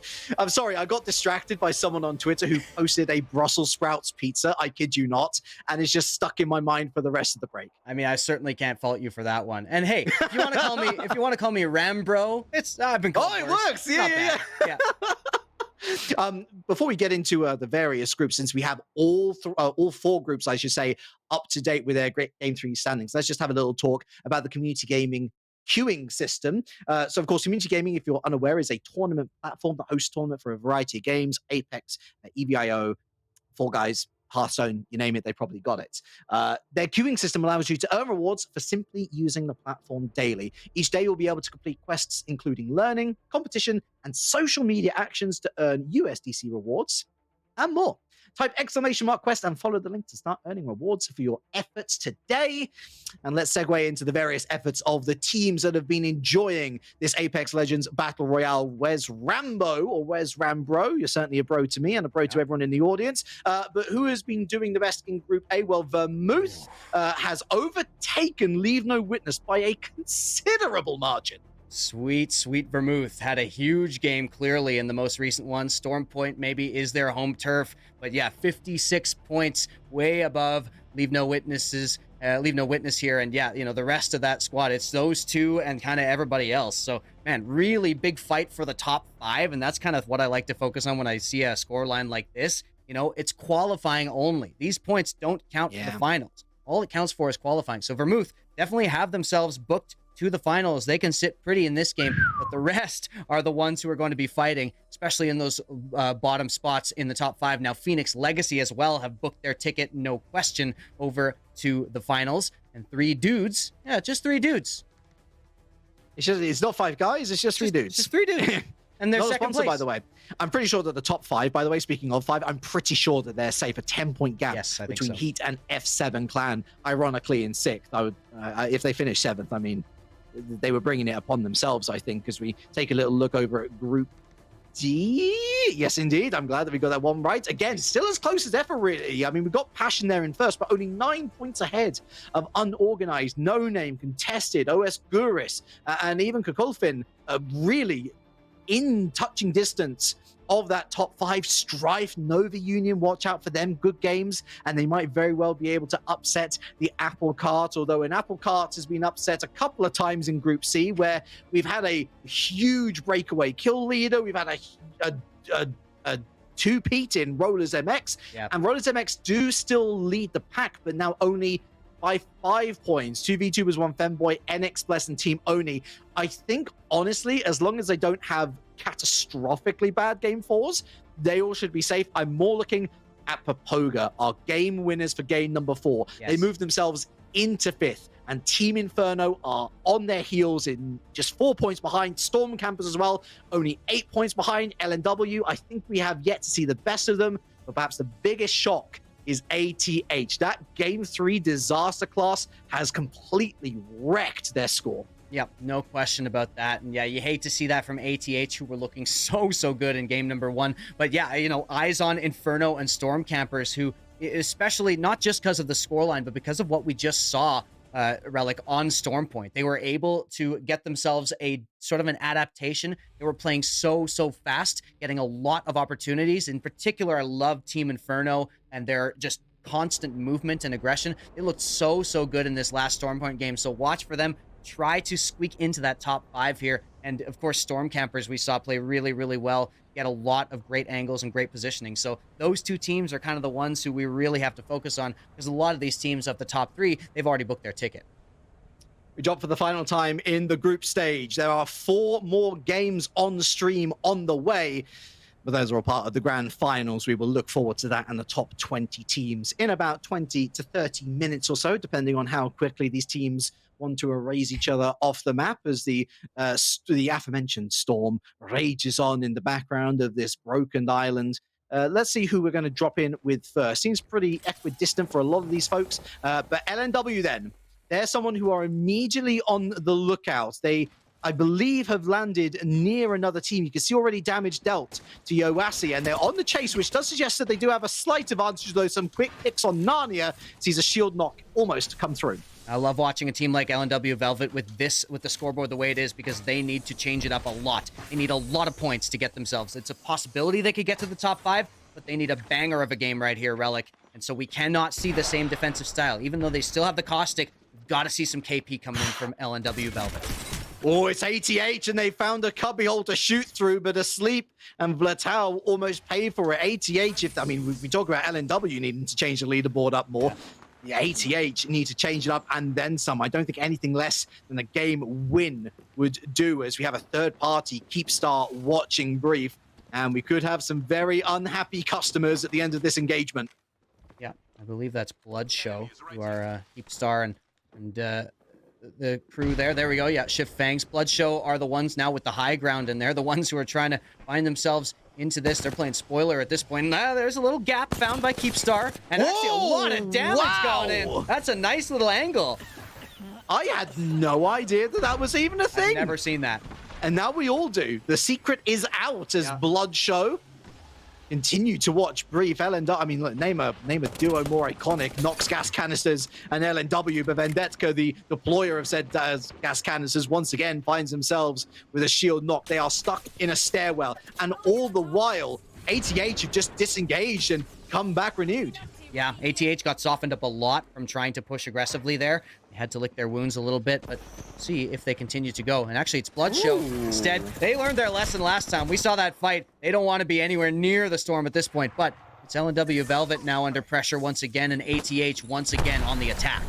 Oh, Sleep and Vlatau, both with purple shielding. It's not looking good. If you are a Leave No Witness Velvet fan, their G squad might very well be able to make it into the top 20, but will they have 2 representatives? Well, the microdones have been detected. The Seeralt has at least forced ATH off the point, as Pony is forced out of there. Vlatau with no shielding. Do they have any shield cells to use now? It's Keepstar. They're back for more, and I don't think it's worked well. Narnia goes down. LNW, I think that's the end of them. Yes, it is. LNW Velvet are our first eliminations. Bloodshow back for more. I want to take a look, just as we saw in the kill feed. It's a very important development, but we'll talk about that a little bit later. It has to do with Team Inferno losing a couple of players. That was one of the teams who needed to get themselves into that top 5, but it's Bloodshow in a lot of trouble, and it's ATH with some great shots out of midair right there. Bloodshow now having to play 2 versus 3, and Fangs already going down pretty low. They're going to have to find a place to revive Free-for-All. This could be huge for ATH. They are 13 points behind Papoga going into this game. There's already one team down. Courtesy not necessarily of them, but there was assistance. And so ultimately it's the KP that we're looking for, not necessarily the assist P. Lovely use of the Horizon utility, but it's only pot shots here. Team Inferno's gone. Yep, that's it. Team Inferno's eliminated. They're sick going into this, so they will not be making the top 20 either. We also lost 2 VTubers, 1 Femboy. Woo! So there's that spot is wide open right there, but Bloodshow does go down, one of the challengers, and so we are eyes locked on ATH right now. But Papoga, who are now in the top 5 from their victory in the previous game, they're the ones encroaching.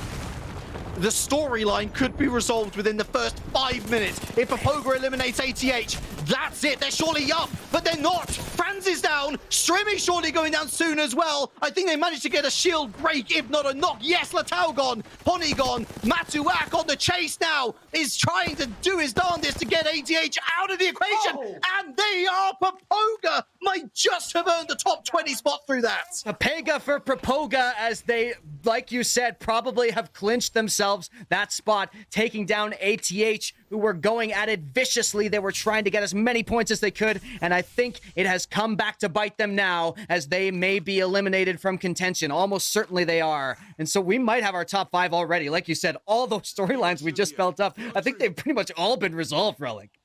And it's the desperation that comes with wanting to force the issue. Rollers MX, they don't care so much. They were probably safe through after their second game win. The one final representative we've really got to watch out for are the Storm Campers. Yes. They're on 20 points going into this. Papoga on 28. But Papoga is already off that 28-point score, thanks to the KP that they picked up at the final minute or so.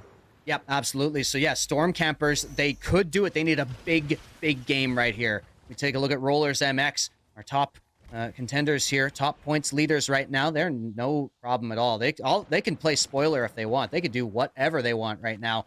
They are already clinched at that top spot here. So we continue to see what they can do, as this is a very exciting team to watch. I love the way they play the map, but right now, not getting into any engagements, just taking stock of the situation. Nice little bit of high ground here. Take account of who may be in their area, who may be having to face the wrath of Rollers MX. The storyline, the drama, the team fights, they've all collapsed here eventually at Cascade Falls. And Papoga, although they've done well to third-party, so a number of consecutive third parties before them, it might just be the end here as Rollers MX, who were 5 points clear of everybody going into this one, actually. As you say, looking to really cement their dominance, looking to continue their great form. A lovely shield pop there on the horizon. Twitch, their own shield pop is gone as well. Or I say Twitch, is Olal, of course. Olal 52 with the medkit pop now as Rollers MX just look to relocate. Papoga, certainly with more teeth to bear. And so another team is encroaching on this, but Mauti does take out Mercenary. If Rollers MX go down here, that's exactly what Papoga want. Mauti takes out another. It's only Mimo Kusai left. Now for Rollers MX, have to get out of the way, and it's Papoga continuing to hunt. Papoga trying to get themselves a absolutely guaranteed spot in the top 5, and if they get this squad wipe, they are well on their way. As the chase continues here, and that's going to be it. Rollers MX, your number 1 team, goes down. Papoga may have just gotten themselves a guaranteed finals spot. And the third parties continue. It's Ikimo. And shots fired towards Papoga, who are most certainly continuing to build an excellent resume of their own. Mostly 44 FPS have mostly been eliminated before you've even hit the top 10 today. It's a rare appearance in the top 10, and they're picking up the just rewards from the demise of Rollers MX here. Scavengers, vultures coming in, mostly 44 FPS. Like you said, haven't had the greatest day so far. See what kind of brownie points, what kind of pride they can recover here in this last game on Storm Point. Reminder, after this, we are moving on to that finals stage. 4 maps, the same as you just saw. 2 World Edge, 2 on Storm Point, with the top 20 teams from all 4 groups. Look at this. Everyone is arriving at this same set of buildings.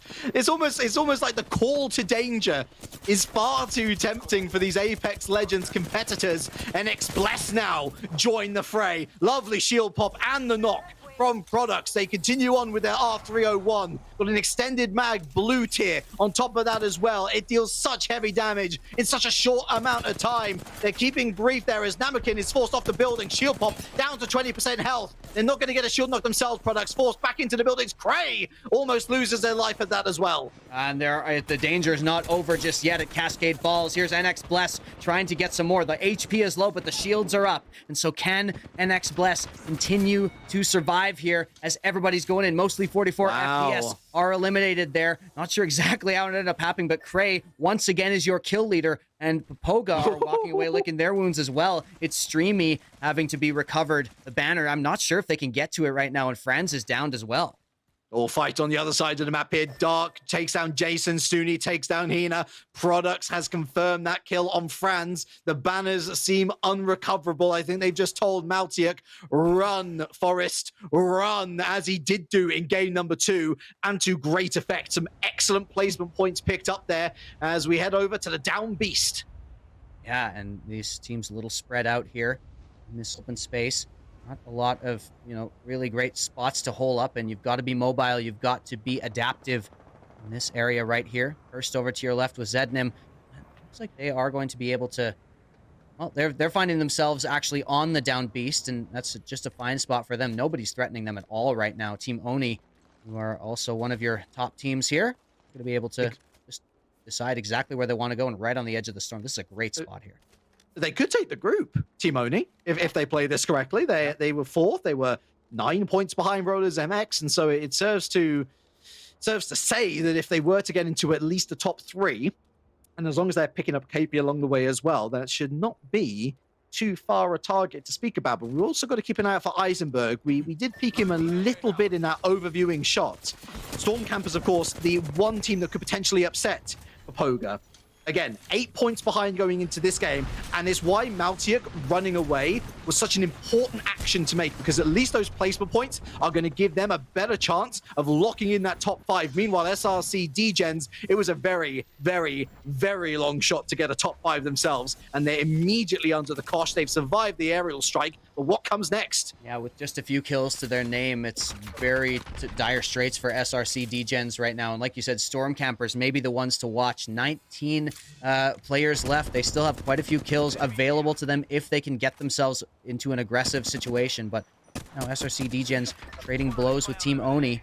And Team Oni historically has won these engagements. They're very, very good at this range. Looks like the North Pad is going to be where we end up. The Down Beast as well. It's a very exciting end game scenario with plenty of elevation to use. Just a speculative smoke shot here from P3. Nice pops here from the G7. Up they go, using said elevation as if on cue. And nice shots there. A shield pop on the Valkyrie, but they're not able to take them down before the ultimate arrives. Yeah, APS, there's a P3 with some nice shots, as you said. The Scout's so good in that situation, but quite able to get everything they need. And, Attack is in so much trouble. Where are you dropping now? They're going to drop right onto death right here, and they have to absolutely scatter. Man, they are just running for the hills right here. Honestly, that's NX Bless. Weren't NX Bless down to like 1 or 2 people in that previous team fight? They have done extremely well to bounce back, and look at the level of utility that's available to them. Red shields across 2, purple shields across 1. So many shield cells, and that's just products alone. You know, NX Bless, you got to wonder if they are just ramping up as we go forward. You got to wonder if they are getting themselves into a placement position and they will truly unleash once the final stage starts, because they pretty much got themselves there. NX Bless, they are continuing to fight right here. Frey, one of the deadliest players in the tournament, gets another kill. Tack goes down. They weren't long for this world anyway. But NX Bless now stuck in the water, kind of having to play around these rocks right here. They have a little bit of ways to go, and it's a wide open space that they have to cross in order to get to the ring. Frey spending a lot of time on kill leader as we hit the final 7 squads. NX Bless don't have much terrain to walk over here as they arrive at the ring, but the trenches can be rather deceiving, especially when there's a Mirage about. There's a Mirage about. I like that. Frey does reveal the position because of it, so see what they can do to push in, see what they can do to get themselves a few more kills.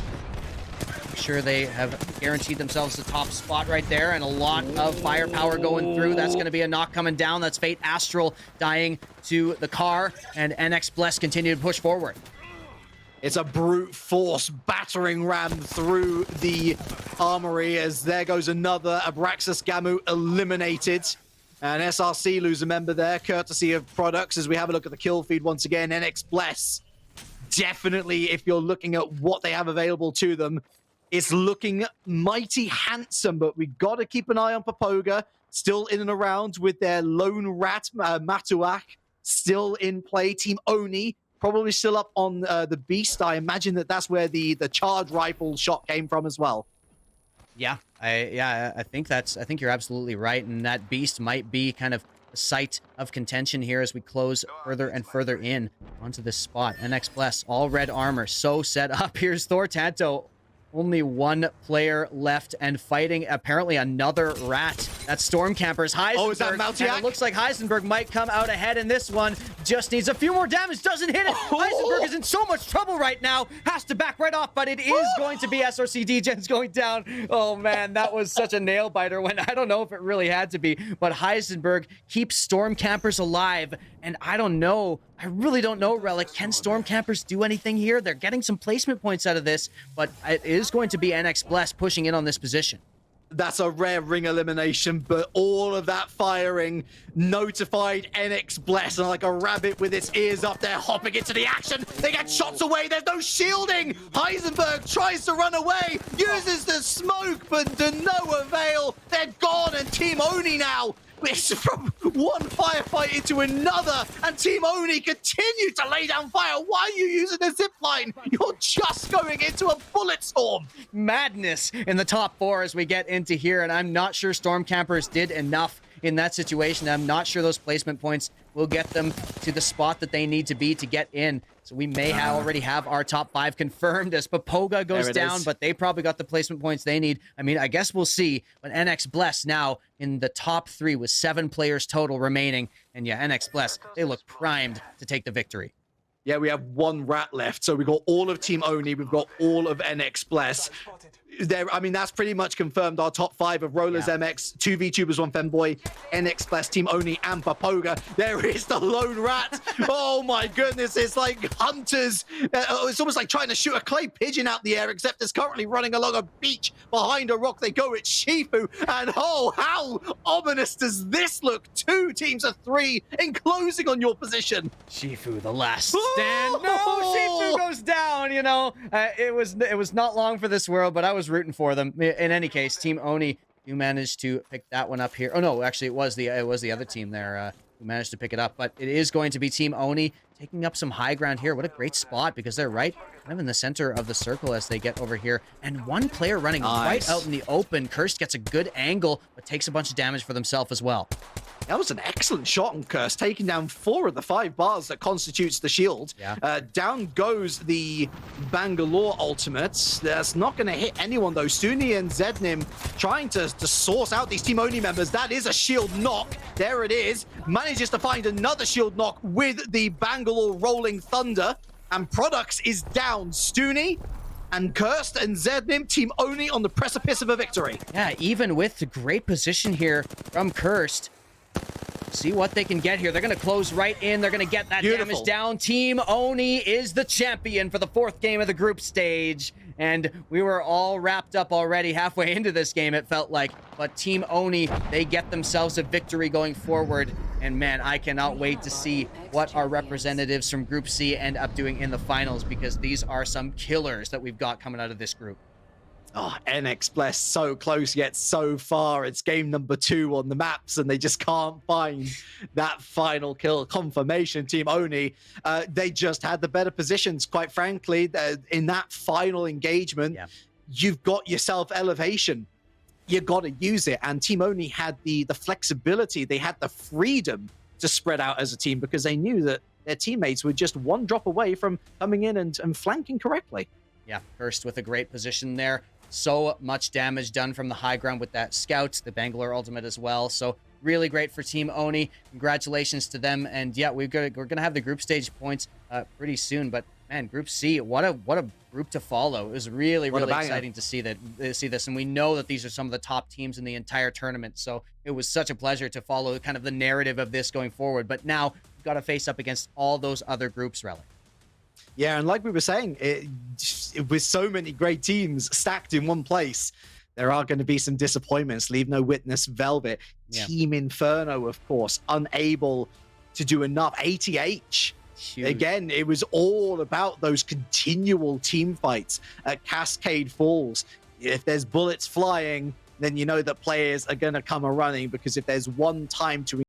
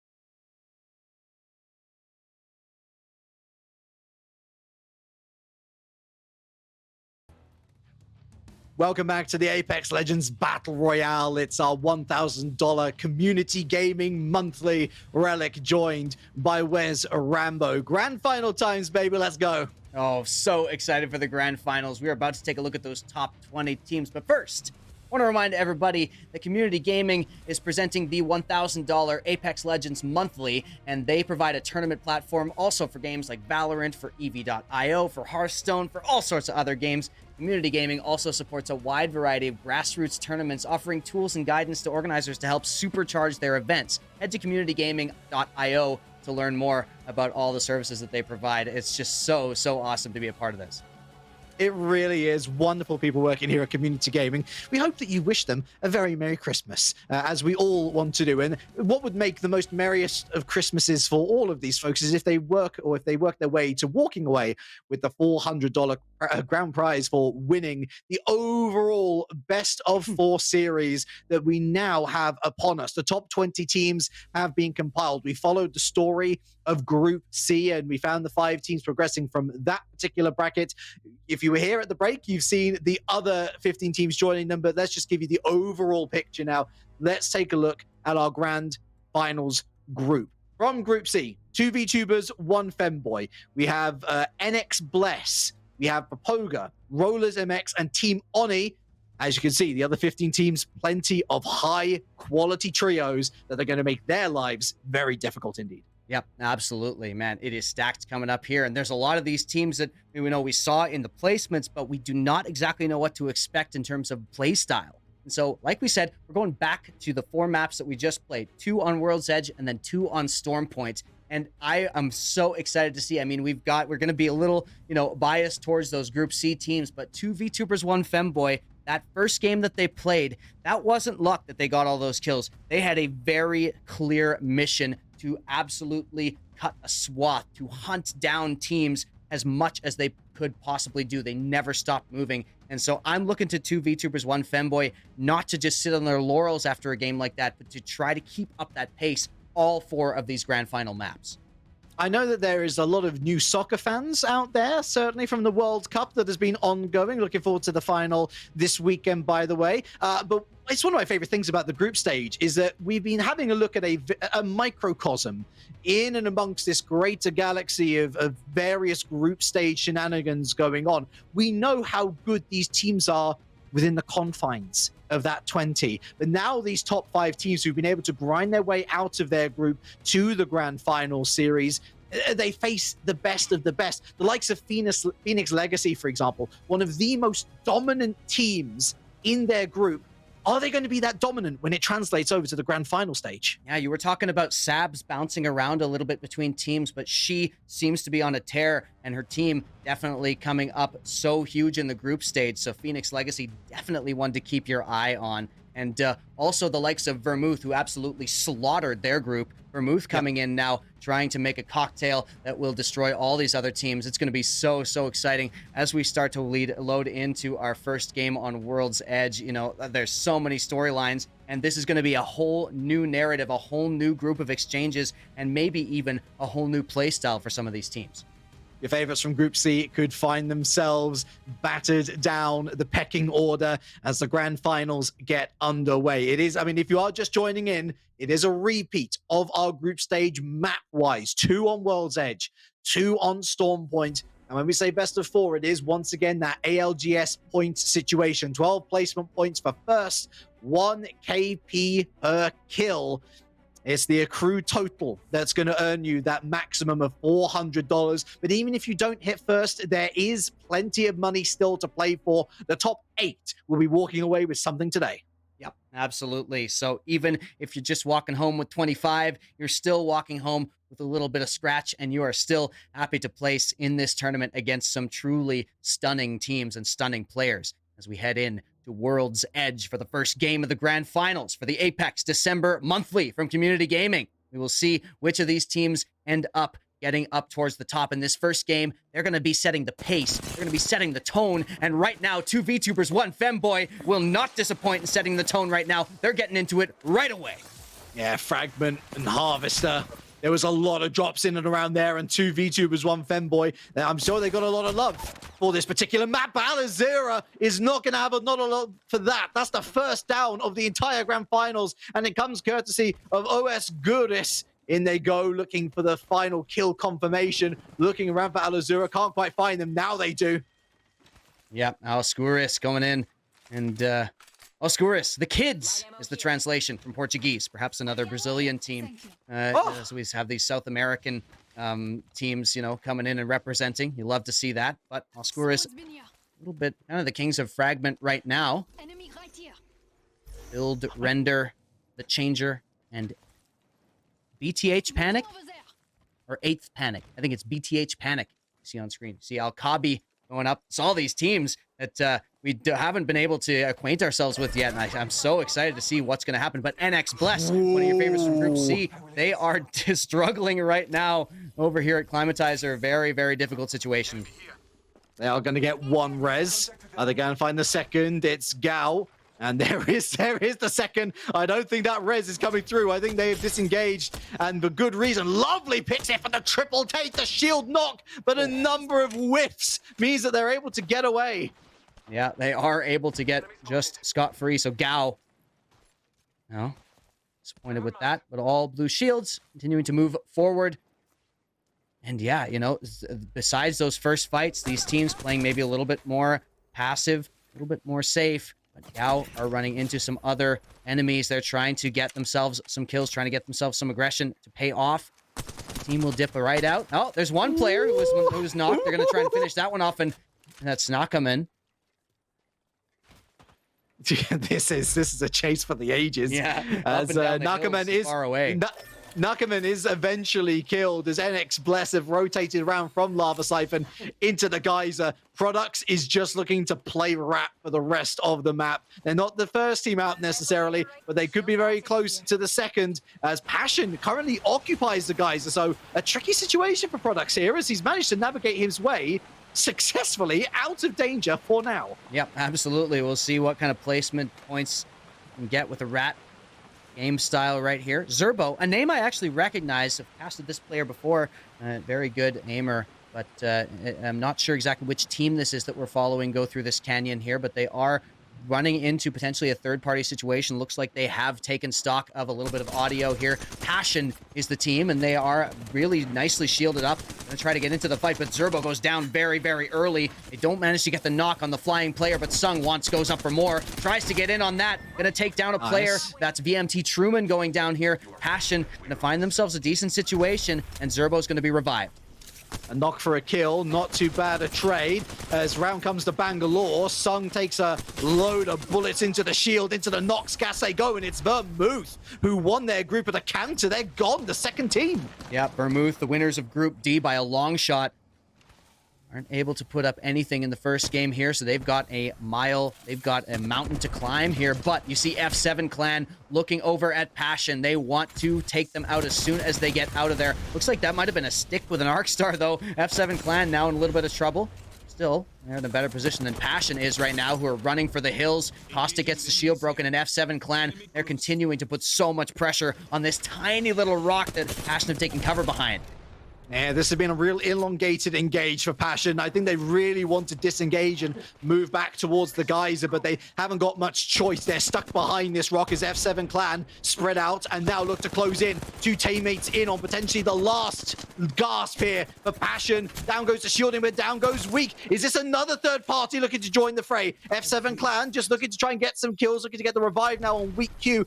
And I think that Passion have been able to disengage here. Yeah, Zerbo did get knocked, and I'm not sure if they got revived, but Zerbo got a kill, so they were able to finish something here. Now, here comes the kill. Who is this? That's NorCal, actually, who are over by Big Mod. And so another team joining the fray, but they're already a player down. Yeah, you see Passion. Zerbo is knocked. Air America is down to a death box, and Sung, the only player remaining, and they're in Big Mod. There's some teams going in on this position. We'll see what Sung can do here and if they can avoid this. But F7 Clan seem to know a little about where Sung is positioned. And yeah, Sung has to run into the storm to get away from this.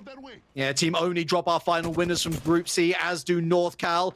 F7 Clan just trying to pick off the last remnant, the last gasp play But unfortunately, I don't think they're going to be able to do it. They have to disengage as 2 VTubers, 1 Femboy. Meanwhile, located in the mining tunnel between Hill Valley and Skyhook, they're moving down and outside of the ring, actually. A perfect place to chokehold, certainly. But rather than maintaining that chokehold, they're looking to go for the throat. Yeah, Riz Flavors, who had well over 2,000 damage and over 10 kills, I believe, in the first game of Group C. We saw them up in the kill feed already in this game and in this exchange, and now they are continuing to go for more, trying to get more here. As Riz Flavors does have that Bangalore ultimate available, gonna go in and try to get some more kills. There's one. That's Buildrender going down. That's Osgudis going down. The kids are out of town, and 2 VTubers, 1 Femboy gets the wipe. The trash. The trash. Oh my goodness me. Riz Flavors. That's asking for trouble. Karma's a funny thing in Apex Legends. Yeah. That might come back to bite them later. But fair play to them. A lovely engage. And Osgudis, if it is indeed Brazilian Portuguese, I should be ashamed. I've got a Brazilian girlfriend. She'll probably explain to me exactly what that means later. Meanwhile, Gao, we join them a little bit earlier. We join them once again on the hunt. Once again, actually, you might remember that they seem to have a little bit of a penchant here for chasing down teams, as opposed to having teams come to them. Passion finally taken off the map. They lasted a long time, but alas, their time is up now. 14 squads left. Lovely shield break here from Retzi. Got to watch out A1s because the shielding, also the ring is here, and it's going to take out a lot of health. Retzi goes down, stayed in the firing line for a bit too long. Detox around the corner, and Megapex is eliminated. Lovely clutch. Yeah, Gao took a lot of damage there, but they do manage to get themselves something to show for it. They get a squad wipe. They are stuck in the storm. Looks like they're going to be able to have the meds and the res time to get themselves back on track here. As we tune in over with Streamy and Franz in Group C, they are going to get out of the storm as well. Just playing right on the edge here. Streamy just gets the heal in time. Yeah, they're playing right outside. They know that there could be a lot of danger once they pop out of this storm. But Poga is the team. That was your victor of map number 4 for Group C. I think it was 3, if memory serves. Oh, me you're right. correctly. Yeah, you're right. It was Yeah, three, it was I think Team Oni was 4. Yeah. Leave No Witness, of course. Their Velvet team didn't win a single game in Group C, and they're not going to win our first game in the grand final. Picking up an aerial bot, yellow level as well, so nice timing, I guess. It's not often you see those things pop, but I mean, goodness, if you're on the run, you might as well take it as it comes. Mautic, of course, got plenty of experience as a lone rat, gotten plenty of placement points for his team as Cal continue to survive from their earlier wounds. Wonderful relocation by the utility, but they're forced to relocate back down as they're met with bullets in the face. It was such a satisfying height they got from that horizon. Perfectly gets them onto the ledge, but right into the line of fire. And so Gao has to choose a different angle, but they actually maybe found a rat themselves. It's going to be Gao trying to find themselves a kill here, and that's going to be Floop going down. But Floop, well, the team is still available. So we take a look at 3 dudes who are up top at the high ground here, trying to look down, trying to find anybody who comes into their path. The fight is on the low ground right now. It's Detox and A1s. They have rotated out, but they found more trouble. Gao are not being left off the hook. Lovely damage. The wingman whiffs again. Oh my goodness me. Someone land a hit with this weapon, please. Gao managing to survive the onslaught for the moment. That's a KP added to their roster, but look at the health. They've maybe got 30 ticks between the 2 of them. Oh my goodness, and they are still getting kills. It's Retzi, solo on HP. Retzi hiding behind the shield. Oh my goodness. What can you do from this position? The shields are up. Retzi going for the knock and not quite. So much damage. Retzi with the hero play, but Gao is taken down. 3 dudes now encroaching on this position, taking their advantage for the third party. They're going to try to get some damage, but it looks like that other team has managed to get themselves out of harm's way for now. 3 dudes only on blue armor, playing passive so far, but now they want to hunt. It was Papoga, and they are only down to 1 player left, a familiar position, as they know exactly where that player is. Whilst the teammates are picking up the rewards, they're just keeping an eye, making sure that that Papoga player does not get away. Meanwhile, 2 VTubers, 1 Femboy. Hambino becomes the kill leader as Phoenix Legacy taken out of the picture. 10 squads remain. Yeah, Phoenix Legacy not going to squeak into the top 10 for game number 1, and so it's going to be 2 VTubers, 1 Femboy, putting themselves into a great position for kill participation, just like game number 1. And so 2 VTubers, 1 Femboy, not disappointing with what they showed And we saw them get this type of game in the first, in the group stage. They were able to just get themselves a nice nest egg that they used to qualify. Now we'll see if they continue that aggression, just like we called out before. Sag Oats coming up on the high ground right here in a just a fine position right now. And they are going to actually find player trying to get up into this position, but Sag Oats seem to have a pretty significant advantage here. Indeed they are. Over by staging, they're on the chase. And just looking for any further kill points. It's nice to see the two VTubers, one Femboy are back in form. But there are plenty of teams who find themselves in plenty of form themselves. The Ring certainly going to arrive at landslide for what should be an explosive final engage. The black hole generator doesn't last long. Nice pick, nice shield block. Look at the return grenade damage though on Artini. Forced to just fall back a little bit as Bin and Clone Zera move forward. NX Bless eliminated. 10th place, NX Bless from Group C. And now Sag Oats find themselves that kill. They've got a decent amount of kills, actually. That's 4 assists you can see over there on Clone Zera. At least 5 kills total for this team as they find themselves into the top 10. They find themselves right next to a replicator, but not interested in that. Instead, going to use the Valkyrie ult mostly to try to maybe get over this wall here, and they're going to try to get some info as well. They go around. Let's see, he's not really spotting anyone just yet, so they got their pick of the litter here. Yeah, this really was a scouting dive more than anything, not looking to relocate so much as looking for people to take down. As we see, that Ring will indeed just be going a little left of landslide, which is certainly going to favor those with better shielding, as it's a very, very open area. Those with horizons as well will find a lot of joy from the unnatural lift that the utility provides. My goodness me, the mining pass is loaded. There are a lot of players in and around this area, and I do not want to be no name in this scenario, caught between a rock and a hard place, quite literally. Yeah, absolutely. They have very, very few options right now. No name, as they're just tucked in this little fallout shelter right here, trying to survive the apocalypse. But we'll see if they can do it in game 1 on World's Edge. They have a bunch of teams who know exactly where their position is, and what can they even use? They have the Horizon, and so they...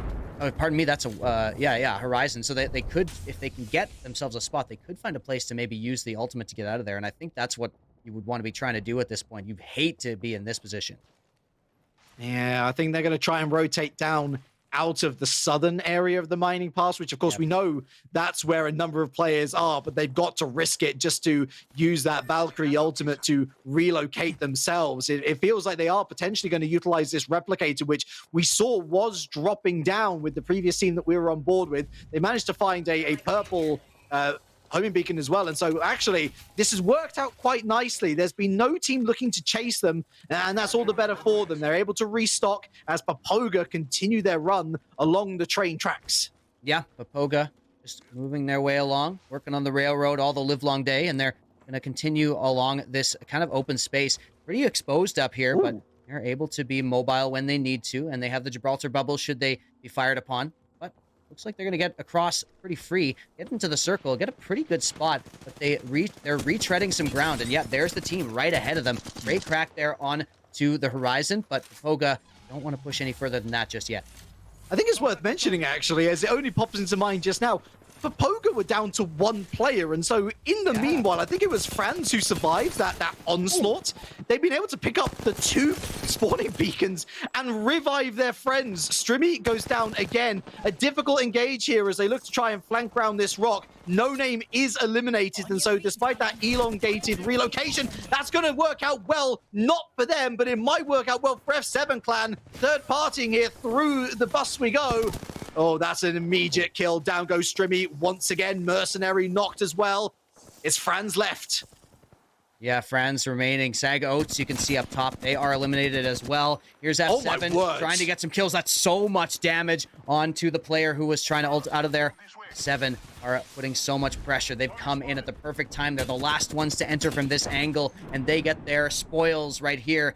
We can see over there, Rollers MX. We can see now 2 VTubers, 1 Femboy also kind of making their way away from that open space, trying to get themselves a little bit of cover. And like you said, this is going to be a wide open area to finish off. And man, just looking at that map, there's 1 little building in that final circle. And whoever gets that will see how they can use it to their advantage in the defensive positions, or if they're going to get killed just trying to get there. I affectionately like to call it a trouble bus because it is a bus right in the middle of trouble.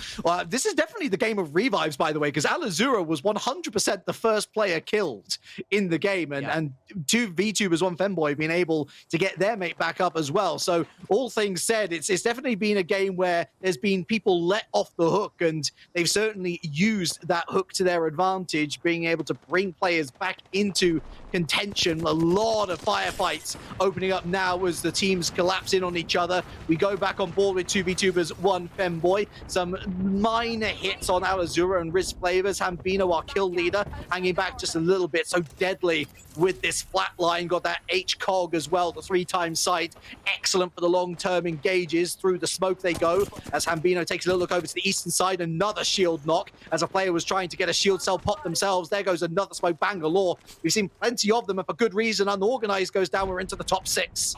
Yeah, Unorganized getting taken down. 2VTubers, one Femboy, just in such a great spot. They're so close to the edges of both final rings. Whether they know it or not, they have got the positional advantage. Potentially, as they scan that building, they scan the trouble bus, they scan the love shack, and they find that there is a team already hugging and a kissing in there. But 2VTubers, one Femboy are going to be just fine with that, as they've got death boxes, they've got loot to find. It's not so much the trouble bus, but the final ring is a little place where we can all get together.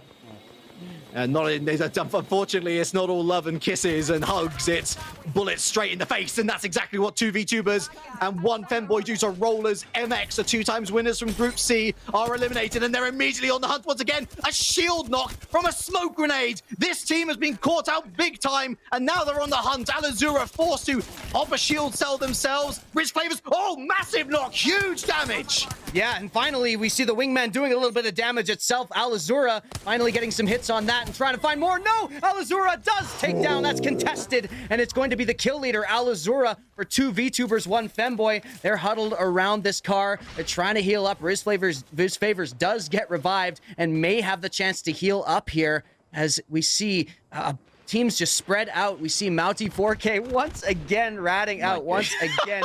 This is what the specialty of this player is, doing so well, and I don't even know if 2VTubers, one Femboy are even aware of this. Man, it is a beauty. It's a sight to behold, that amount of skill with ratting. Let's roll with the World Cup analogies once again. The Croatia, it seems, of our lobby today. They just don't die until the very last moment. Who's going to be the Argentina to roll them over this time? However, very unlikely that they will win with just one player left. F7 Clan, excellent shots on the trouble bus here. That team in there has been totally and utterly exhumed from the trouble bus. Thermite grenades, bullets raining down all hell. We can see the final circle. There is no cover in this end zone apart from the trouble bus itself. Oh, the whole shack shimmies as we get everybody coming in to collapse. That's going to be Fate Agony going down. 2VTubers, one Femboy doing a lot of damage, trying to rack up those kills just like they did in game number 1. They are still getting damage even as they are surviving to the last. And we have the Bloodhound available. This is going to be so valuable to pop this hunt whenever Hambino wants to do it. They can be so deadly, and they've got their shields up. 2VTubers, one Femboy are in such a great spot, and it's Kuzer alone in the bus. Not for much longer. F7 Weak Q goes for it, and they get it. 3 dudes eliminated. Speaking of 3, we're down to the final 3 squads.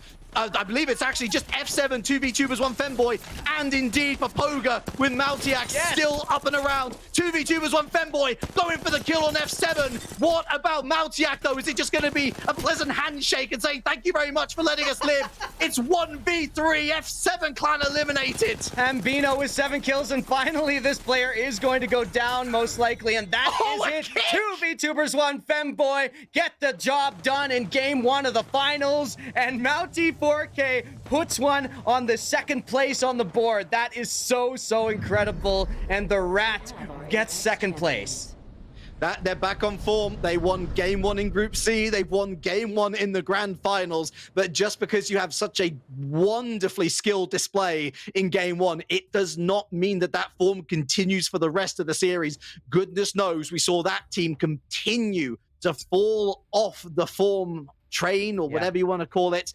Eventually they only finished 5th when they led the group at a canter in Group C. So look, excellent start from 2VTubers and one Femboy. Excellent start. but now they've got to continue this form into game 2 and beyond. Yeah, absolutely. And as we see this shape up, we saw a bunch of other teams, all these teams who won or placed in their groups coming in with multiple different things, adapting to each other. This first game can kind of be a little bit of a crapshoot sometimes when you get all these groups coming together. Now that they've learned a little bit about each other from a game, now that they're trying to get into each other's heads a little bit, we'll see what they can do in map number 2 of the Grand Finals. We're going back to World's Edge after the break.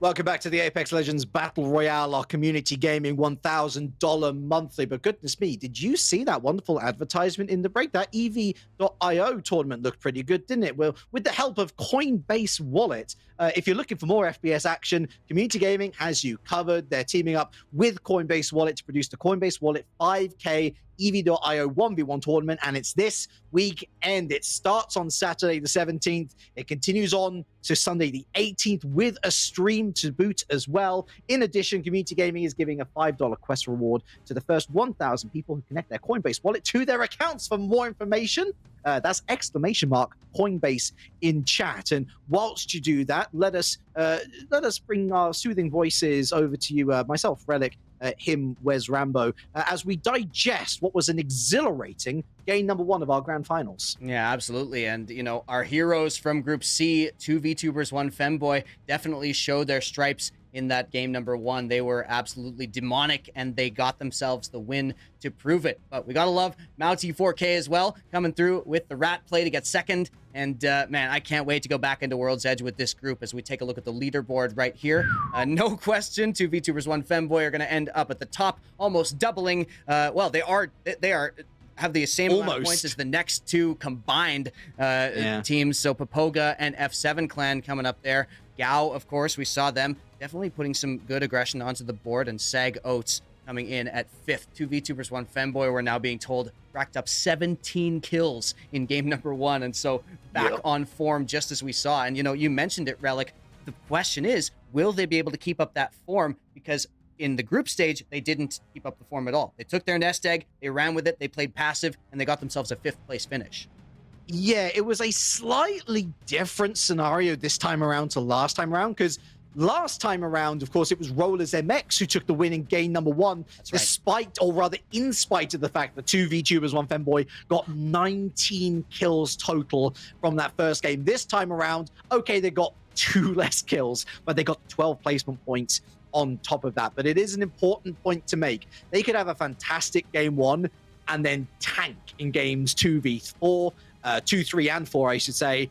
It's still an open field as far as I'm concerned. I would be starting to get slightly worried if they open up a 20 to 25 point gap. Then it's beginning to look ominous. But for the likes of Papoga, F7 Clan, Gao, there is plenty more to gain from game number 2, certainly. And that's exactly where we're going to be heading now. One final game of the evening on World's Edge before we head on to Storm Point for our final 2 games of the Grand Final Series. And much like that Group C Game 2 encounter that we've already witnessed, Wes, the target is now going to be placed firmly on the back of our points leaders. Yep, no question. And 2 VTubers 1 Femboy were fighting right as they landed in game number 1. That was, if you recall, one of the ways they started to rack up those kills, getting that double loot right away. This time, we'll see if they continue to do so. We'll see if those drop spots change as Gao lands over here and tries to get themselves a little bit of loot coming through, but it looks like they will be under fire as well, maybe from above. Yeah, Lava Siphon, plenty of loot to enjoy, but often plenty of enemy teams to fight off as well. And Retzi immediately almost paying for it, down to about 35% health. Meanwhile, Detox and A1's, both of their shields popped. They have to get some shield cells out of the way. Phoenix kit to be used by Retzi at this early stage. I mean, you might as well use it if you've got the time to pop it. Gao now looking to rotate around and find this squad that has managed to eviscerate so much of their early supply hauling. Yeah, no armor found just yet, so Gao, we'll see what they can do. Oh, man, look at the kill feed right there. Contested eliminated. We've already got a kill leader on the board. So Contested goes down, but Alazura as well is in a fight, so some serious action going on over there, while Gao still try to hold strong, and they are going to engage. Here is the Mastiff having to pop off, but they're getting taken down pretty quick. Detox takes down 1 already. Retzi is going to go down, going to be knocked here as Gao try to find a way around this, but they still cannot maintain high ground just yet. And the wingman, will it finally sail out like it should? There's a great headshot. Wow, that is the best wingman shooting we've seen all day, and Awan's manages to dissuade the push for now. Proper snapshotting, and Cray goes down to Detox. Gao holding off Xbless really supremely here, despite what was an excellent initial rotation round from Xbless to that upper balcony, and they managed to really jump on Gao. They've survived, and the fight continues, moving over to Landslide now. We join the likes of Rowdy Life, Years of Wits. There we go. There you go. Get your teeth in, James. Bokiyu, they've got the high ground, but they're also easy to target. Shots coming through.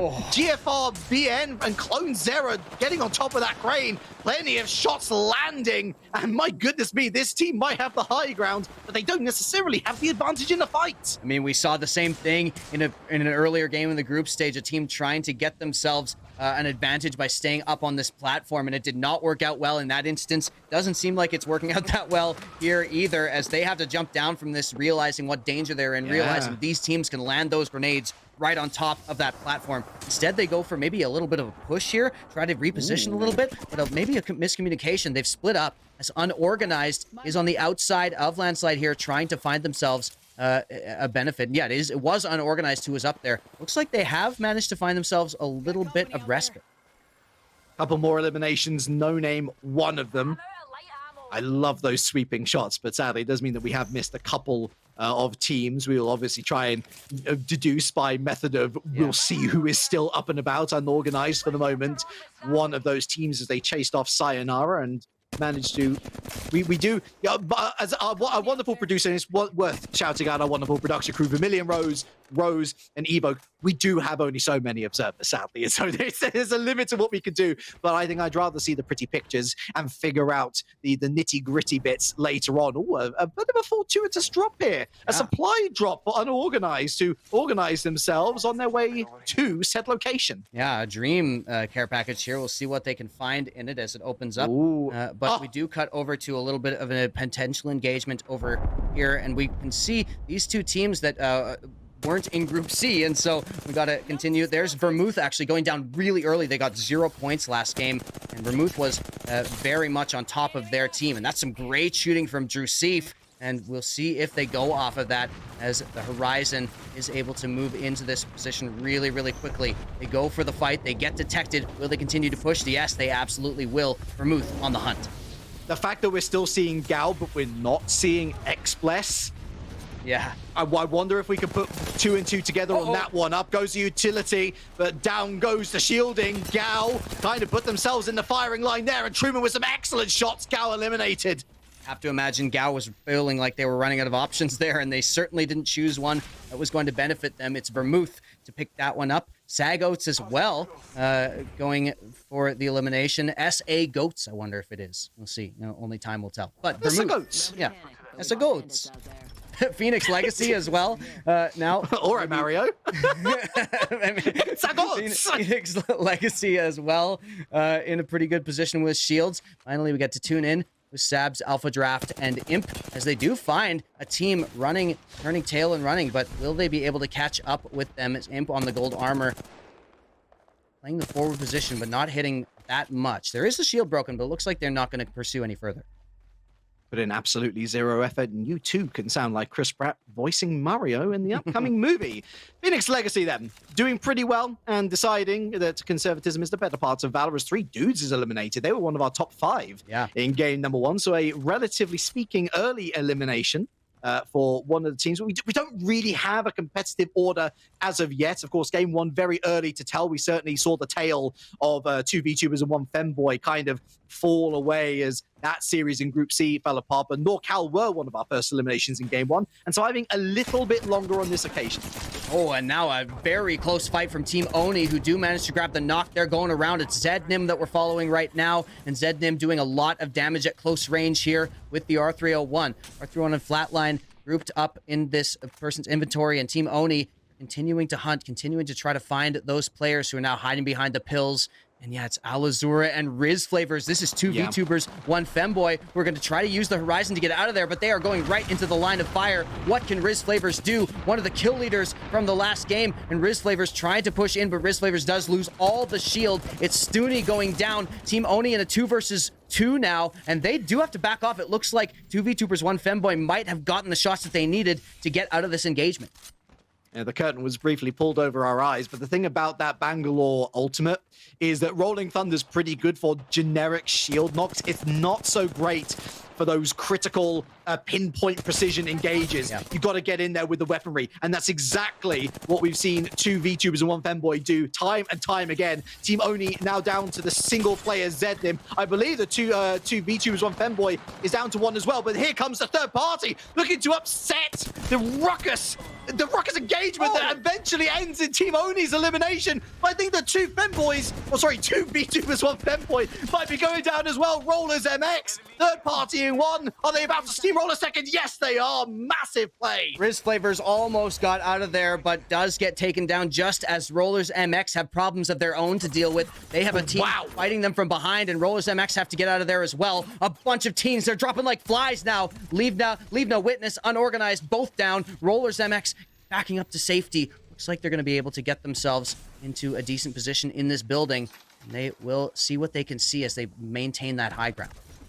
Of course, I'm just going to shorten it to 2v1F from now on. That just makes it a little bit easier. But that is the name that popped up in that kill feed that's sort of going to light everybody up. They're going to be looking, okay, that was the runaway winner from game number 1. They don't even make top 10. That's fantastic news for all of us. They might have gotten some KP. We don't know exactly how much they got. But in terms of placement points, the Lions' share is still up for grabs. We're losing track of our femboys and our VTubers here, but we will continue to keep track of our letters, to cross our T's and dot our I's as we continue on with the grand finals. Phoenix Legacy now running that crypto. You can see a couple of teams going for this crypto, actually, which it's cool to switch it up a little bit, but we haven't seen it be that impactful in the late game. The Seer still reigning supreme.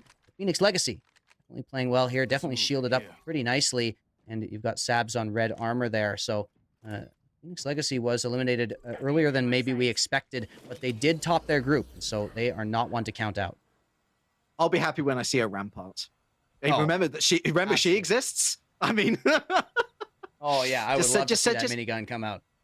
honestly, the little mini shield walls as well. Yeah. I mean, there's a lot of good use for that, as there is a lot of good use for the drone. As I say, that EMP actually incredibly useful for tight knit team fights when you just want to get a little bit of a break on those shields. Speaking of, Truman's shields are down. F7 Clan, our second place team. Sorry, I lied. Our third place team from game number 1. Now on the hunt, Vermouth as well. Look at the third party here. And Not yeah, too bad Vermouth are doing so much damage. Jersif got a great angle there on the Gibraltar in the door before the bubble came up, and so they're going to have to heal up big time. Vermouth continuing to press forward, but actually get themselves, Mr. Thunder gets themselves into a pretty rough spot, and Valkyrie goes down. Vermouth are so low, but they're going to continue to try to play aggressive, chasing after them. Everybody's so low. There's Jersif, there's F7 Clan going down, and Vermouth gets the kill on such low HP.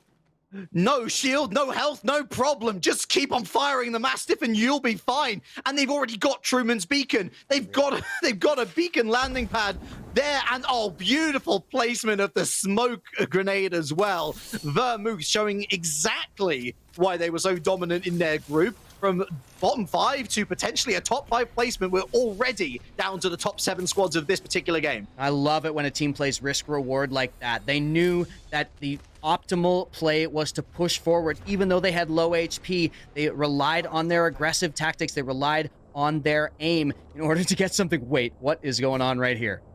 Ooh, It's only 3 players. I thought there was a 4th player in there. No.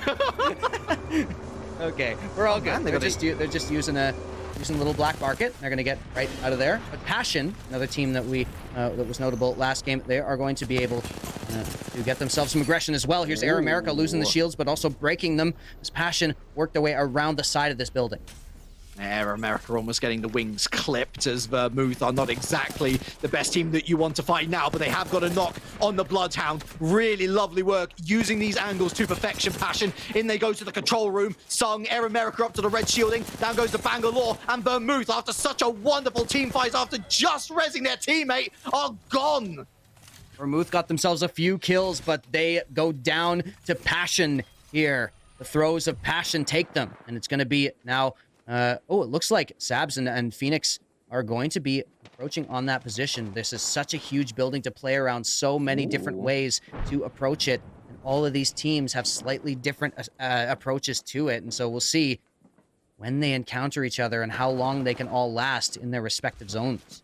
Yeah, Harvester isn't exactly as fully liberal a location as I would like. I mean, I'd love to be able to get right on top of those massive arms, but sadly, the map does have a sort of glass ceiling that you cannot fly through, otherwise you will be forced into a nasty situation called losing your health. Not exactly the best thing to do when you're in the top 6 squads. Lovely shield break again from Alpha Draft here. Again, another crypto. It's having a bit of a resurgence here. Yeah. Lovely to see it, to be fair. Also, rocking that heirloom. Lovely to see. Moving in with some style, classy. Not exactly the Naruto run, but hey, I mean, sword up first. I certainly agree with that strategy. Sabs Bears, of course, and Imp looking to locate round. Another wonderful shield knock, as this team is on the chase, but are they going to be able to find the kill? Yeah, and will they even try to go for it? They're kind of happy with their position right here. They do, you can see, have access to knowledge of that next circle. They know that they're okay in this position. Will they get pushed? Will they try to push themselves is the question. You have the Watson, of course, so maybe holding a defensive position could benefit them. Phoenix Legacy continuing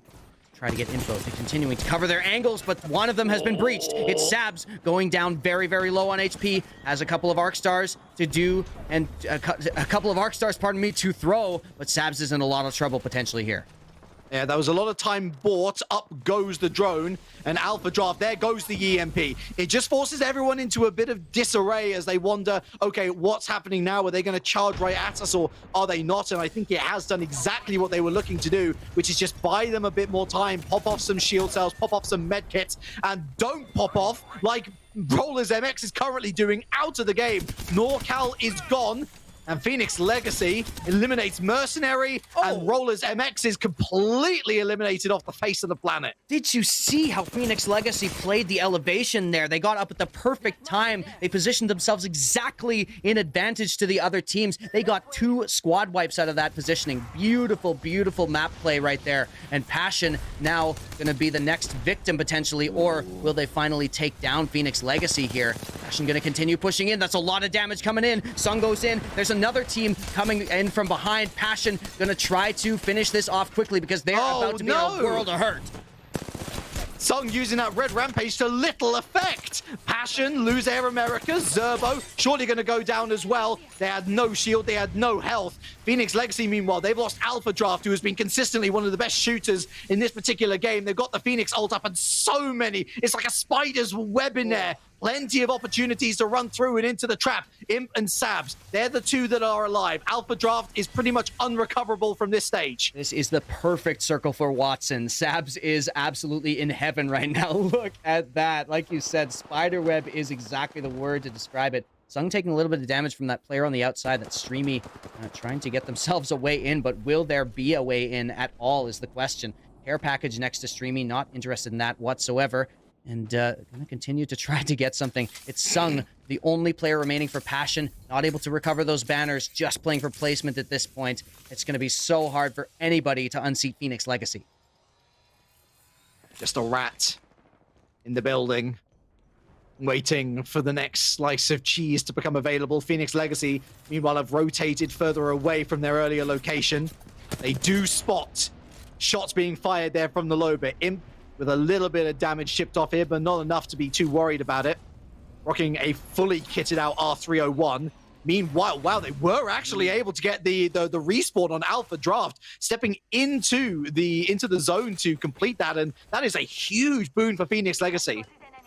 That's unreal. So Alpha Draft coming in makes them a gold stack, and it's going to be 2 rats remaining. Papoga loses 1. That's Streamy going down. Only 1 player remaining on this team, and that is going to be Passion. Man, this is so good for these rats to have lasted this long, but that may be the end of it. It's going to be the shield broken. It's going to be the wingman missing to finish it off, but Phoenix Legacy with 3 players strong take game number 2. Sabs rules the roost. Again, the mother hen always seems to find players to accompany her to victory, and it's a well-won victory. Perhaps a little bit fortunate in how that end zone, ended up having only 2 rats to go against for the final 3 teams. And on top of that, one of them was taken out by the other rat. But look, it's not about how you end up there. It's about how you end up once the game has come to its conclusion. It's a buttload of KP. It's a huge amount of placement points, and especially with 2 VTubers and 1 Femboy not getting half as many points as we saw in game 1, the grand final series opens up once again. Yeah, the game on right now as we exit out of World's Edge and move into the second half of the grand finals with Stormpoint. Gotta shout out Phoenix Legacy for playing the map so well. I'm particularly impressed by that 1 elevation change that they ended up doing to get themselves out of their safe position in order to get themselves into an advantageous one against the teams pushing in on them. That's how they got to that point, and really great shout out to them. But like you said, a couple more games to go. 2 VTubers, 1 Femboy, still challenging, still going to be very high on that leaderboard, so we'll see where that shakes up. We're going to take a quick break, and after that we move into the final 2 games of this tournament on Stormpoint.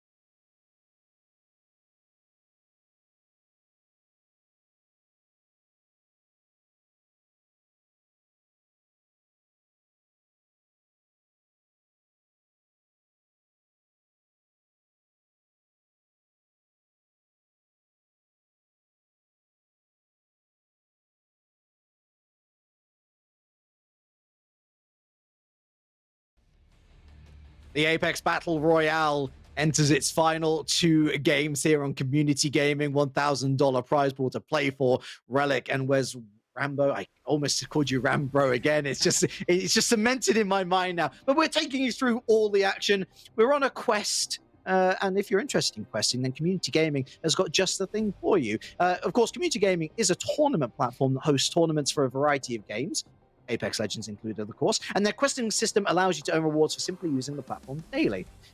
Each day, you'll be able to complete quests involving learning, competition, and social media actions to earn UCDC rewards and more. !quest is the command that you want to type in chat. Follow the link, start earning rewards. Easy peasy, right?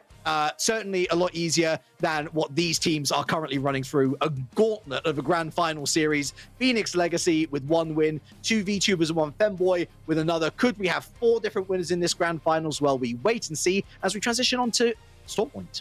Yeah, Stormpoint for the last 2 maps of the tournament here for this last tournament of the year for Community Gaming. And man, this is very, very exciting to see, because these top 8 teams are all going to walk away with a little cash, their share of the $1,000 prize pool that's been put up here. And so Phoenix Legacy, the winners of our most recent game, are likely to be topping that scoreboard, or at least very close. So we do look to the likes of 2 VTubers, 1 Femboy at Al in order to try to dethrone them once again and get themselves back on track for these last 2 games. Here's that leaderboard for you right now, and we still do see 2 VTubers, 1 Femboy with the kill participation. They are getting themselves into first place even after a win from Phoenix Legacy. Poga right behind Phoenix, and Passion also within 4 points. So this is a very, very close top 4. Yeah, the real saving grace of 2 VTubers, 1 Femboys, middle of the road elimination game too. I'm not going to call it early. It's early if you're only taking their previous form into account. It's not that bad, because all of the teams that were chasing them pretty hard from game number 1 either were Papoga, who didn't get many kill points and thus only really relying on their placement points to get them to 3rd, or with the likes of Phoenix Legacy, they didn't have a game 1. They only really came into form in game number 2. So we're starting to see a bit of a leading pack develop here. 2v1F, Phoenix Legacy, Papoga, and Passion. I guess you could throw F7, Rollers, Gal, NorCal in there as well. But look, Stormpoint, everything could change. Different map, different compositions. Let's see whether 2 VTubers, 1 Femboy can sort of surf over the storm that's coming. Yeah, absolutely. Here, we'll see if they can be on point. And yeah, maybe expecting a big shakeup, just like we saw in some of those other groups, but maybe 2 VTubers, 1 Femboy will continue to coast. And yeah, it's really going to be interesting as we switch over to the maps to see how these teams go, because it's almost like a reset with a brand new lobby from the group stages, with a brand new map coming through, with drop spots not necessarily decided. These teams may be fighting very, very early. And if that happens, that the likes of 2 VTubers, 1 Femboy are going to be thriving. That's exactly what they want. I'm not sure they've lost a single early game fight all day long.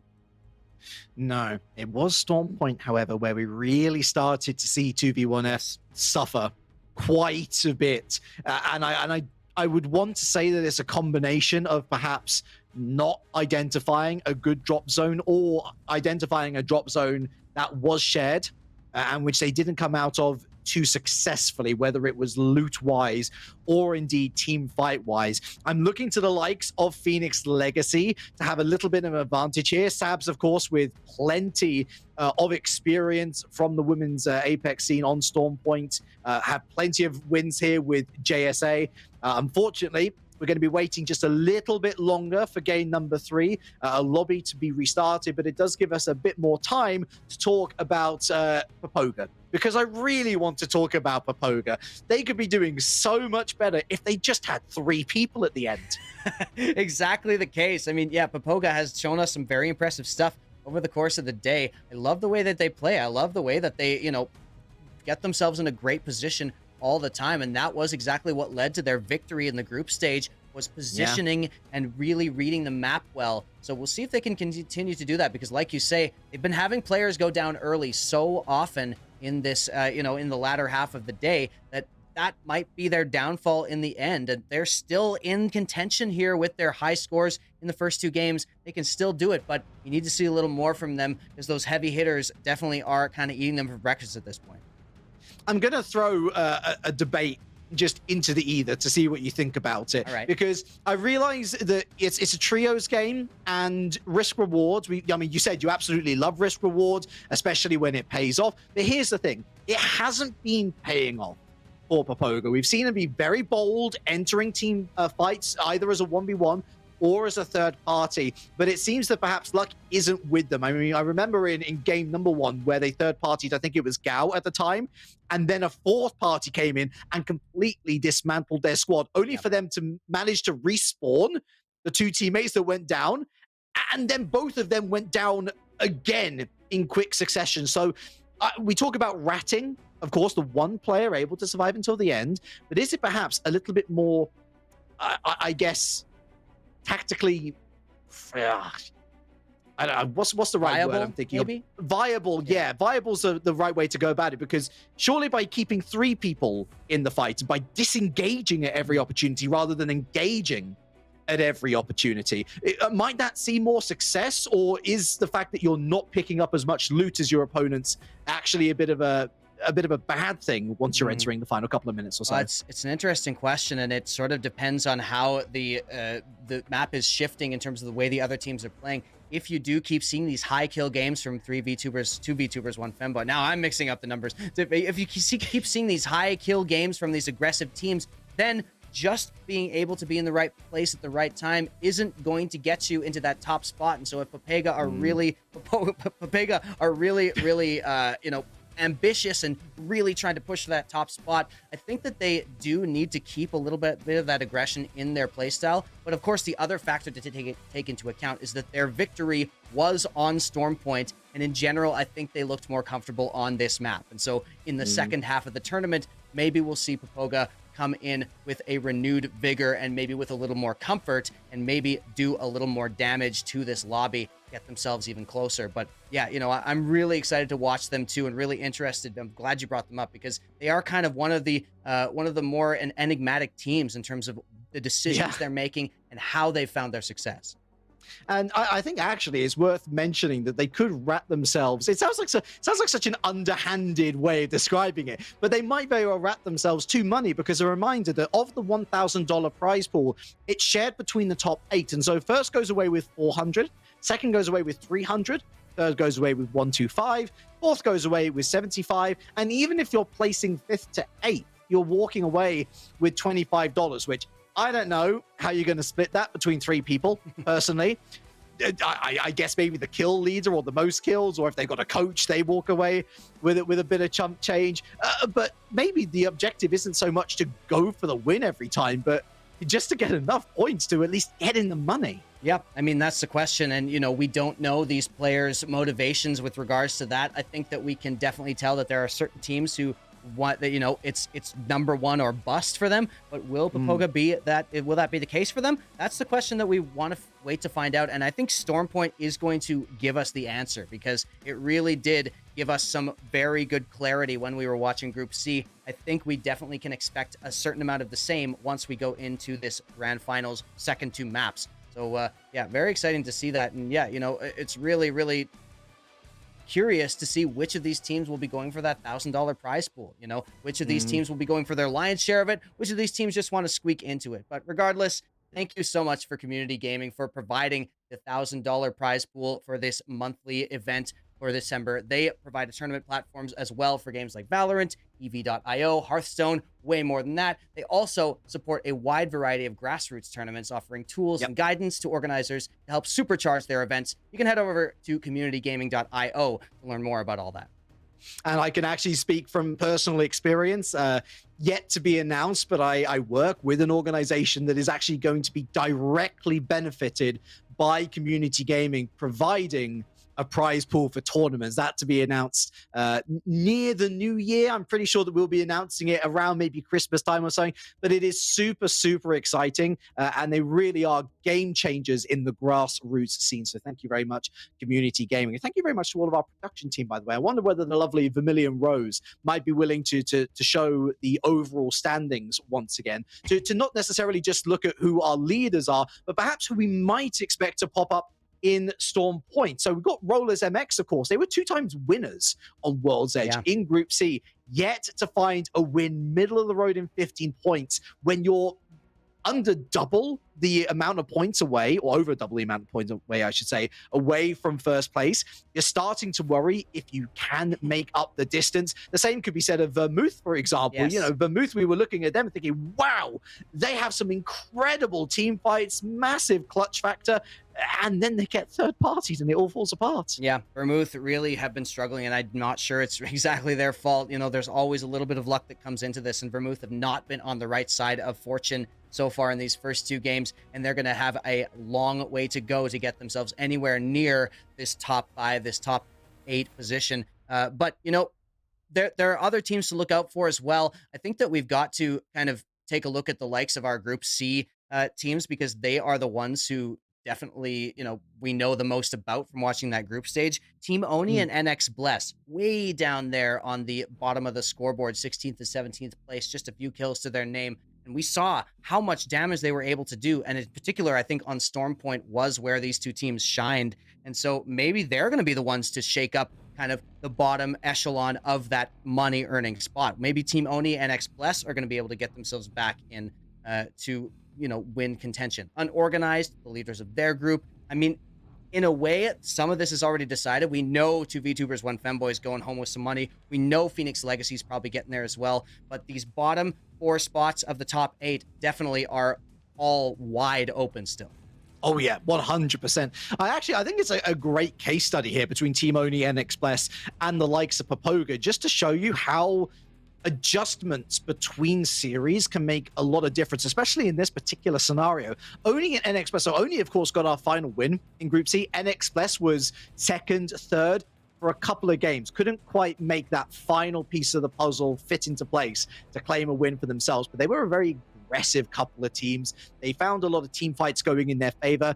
Here, not so much. They've had a lot of higher caliber competition by nature of the best of each group now being piled into one server, whereas Papoga, they've sort of rolled with the punches and settled on a much more conservative play style and just decided, okay, even if we lose these team fights, we're not going to go down fighting. We're just not going to go down. Even if it's one player that stays up, let's stay in the fight for placement points. And it's benefiting them so much more than those teams which would rather stick it out. And I want to take a look right now as we get into the character selection. It appears that we do have a Catalyst locked in. And so nice. It's something that we haven't seen. Got Look at Alka EB there. They've got a Catalyst already locked. And so that's a very, very exciting prospect here to see the new legend coming through, putting up those walls, putting up those tacticals on the floor. Really, really impactful once you get into enclosed spaces. I love seeing it go through, and it's a lot of fun to play as well. So maybe we can do some damage with a little bit of innovation coming through here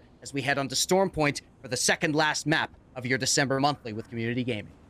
Yeah, Newcastle also quite a niche pick for this map, and I did at least pick one there. Again, a surprise that we don't see more ramparts on Storm Point from my personal perspective, but Newcastle just offering a bit more defensive utility and sustain utility as opposed to Rampart, which is effectively all-out offense. Speaking of, someone's gone all-out offense on Zilak here. Leave No Witness already down one player, having a Mozambique in hand. Not exactly the most confidence-inspiring weapon of choice as NX Bless are the culprits as to who got that first pick, although they themselves are under a bit of pressure here. Nice use of the Eva 8, although they're down to absolutely no bullets whatsoever. Products, back out they go. Nakamen has gone in and gone down. NX Bless, my goodness me. I mean, it's literally exactly what I was talking about just moments ago. They've tried to continue fighting when they had no right to. They had hardly anything to work with, and they've paid for it. Leave No Witnesses are going to be very happy with this. They're going to walk away with a couple of kills here almost for sure. And yeah, you know, like you said, NX Bless definitely shooting themselves in the foot a little bit with the way they approached that. Too low to get anything done in that engagement. And now the res is going to come through. Leave No Witness is going to be 3 players strong, but they did leave a witness. One of those players did get away. And so we'll see what kind of repercussions that has as we move on in this area. Nakamen and Franz is down as well. Check out SBS and the Changer taking down Strimmy. This out in the wild as Osgoodis, our lowest placed team actually. maybe not being the lowest placed team after this particular engagement. LNW, oh, Kray's gone as well, and Papoga's gone.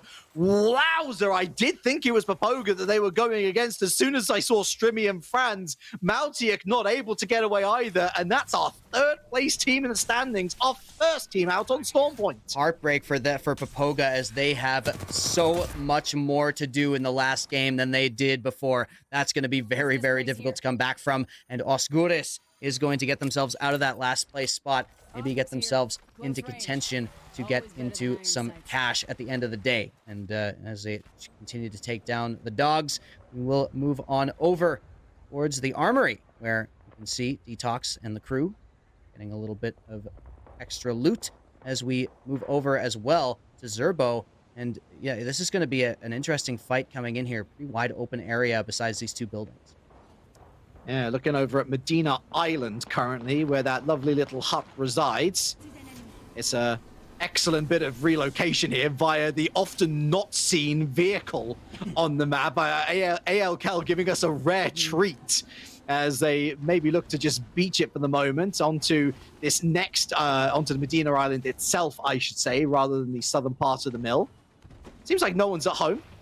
And after a quick little inspection of things, they are finally going to relocate. Yep, a little bit of parkour practice as they try to get from the car up onto the building. ALK, the lone catalyst in the game. What can be done with it? Very interested to see how that looks in fights, as ALK have gone down pretty early in both games on World's Edge. Now we are going to see this armory be contested once again. There's two teams wandering around here, one inside, one out. And we saw how much damage was done after the team launched out of this armory the last time we were taking a look at it. Could this be the same situation? We could also see how a team could survive from such a situation as well. Avaretzi, A1s. There's certainly a possibility to escape out here. Gal have been in some tight scraps before. Let's see whether they are able to get out of this one. Rocking the 30-30 and the R99 Detox. 18 squads still up and about, so you really, really do not want to go down. A Bangalore ult is dropped. Yeah, the Rolling Thunder coming through. Forces Air America off the top of the building. Actually, no, he's going to stick it out there. Fair play as the Armory opens up. Lovely shots from Detox using that R99. The Horizon utility used more as a distraction, but Detox is forced back immediately inside. A Thermite breaking away the shield, and down they go. Lovely patience here from the team waiting outside. Gal, it's just A1's up, and whereas we saw two VTubers, one Femboy escape from the Armory at Cenote Cave successfully, Gal has been eliminated with no hesitation. Passion get themselves the frag there with the 3 kills down. And yeah, it's wonderfully played by them. They really, really mind gamed their opponents in that situation. You saw the launch pad go off. The Horizon tactical as well was used. And, you know, they just couldn't figure out what to do, trying to play a little bit more aggressive. Now we do take a look back over at Femboys. 2 VTubers, 1 Femboy, who are on the outskirts of this fight. Meanwhile, on the outskirts of the storm are Roller MX. Still going to play it within here, trying to stay safe, trying to just play a little bit of chicken. And the team that's facing them down does indeed decide to back off and leave them suffering in the storm.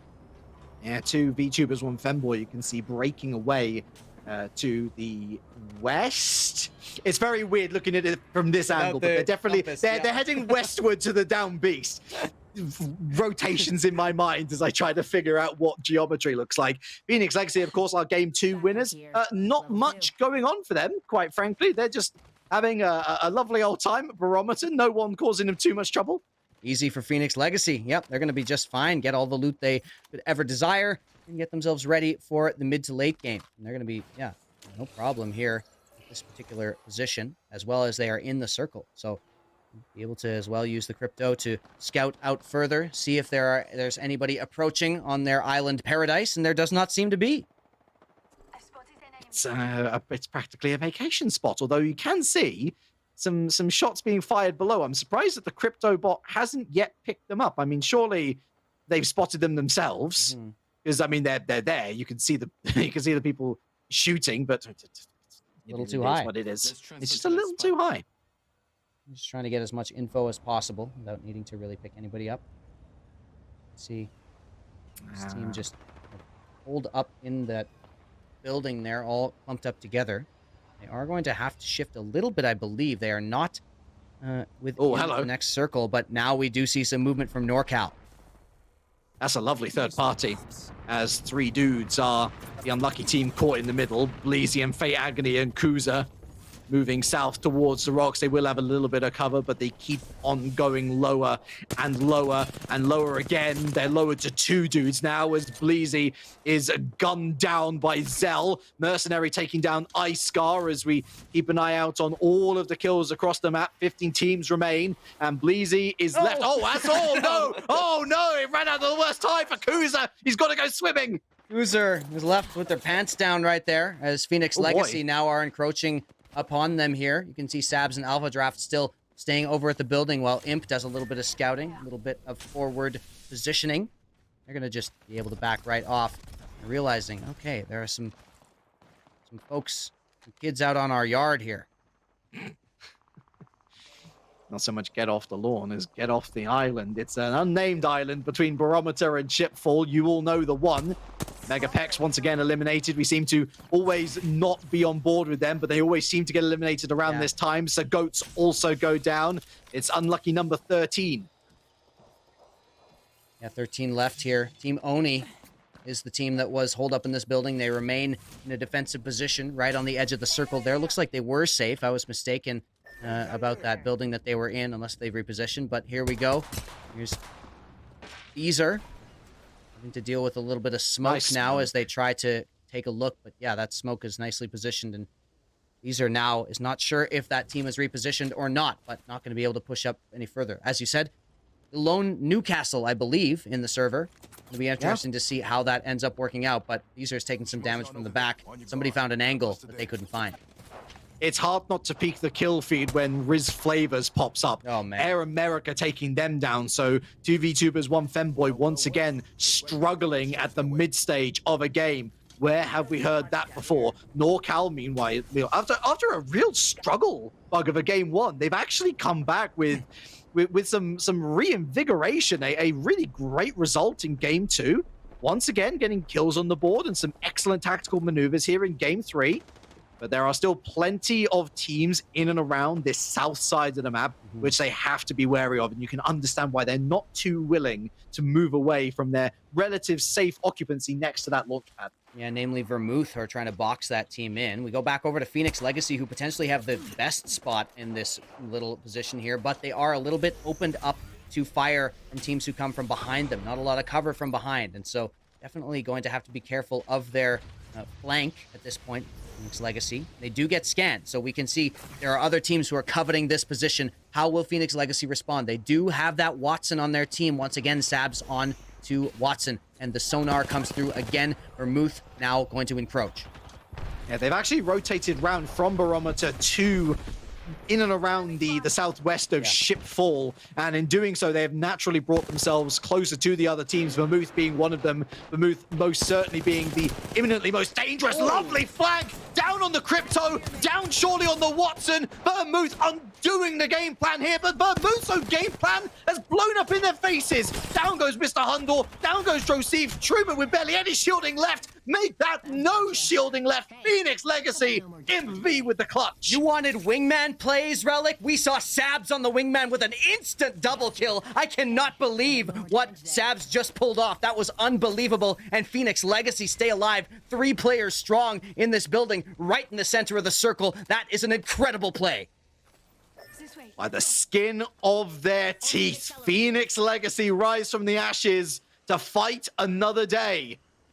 Meanwhile, over in the Storm, Mercenary, Olal, and Mimo Kusai, Team Oni, are struggling health-wise. You can see there on the other side of these rapids, LNW, meanwhile, making their way further towards what I can only assume is the ring, spending an extended stay in the red stuff. Yeah, Roller MX, Mercenary coming through and trying to scout out a little bit ahead. You can see Leave No Witnesses up in front, and I'm not sure if Zilak is the only player remaining on Leave No Witnesses, and I'm also not sure if the meds... Oh, there we go. That's a pretty intense view that we got of that. And looks like that might be the only one. There's a lot of Bangalore coming into this game, and I love to see it. Unorganized also playing in the Storm, using that ultimate, trying to push forward, trying to get themselves into a better position, and they are going to get into a fight. They're going to encounter some players who are trying to take height. Will they be able to get anything? The health is slowly going down. They tried to hip fire. They're trying to get the damage down, but their health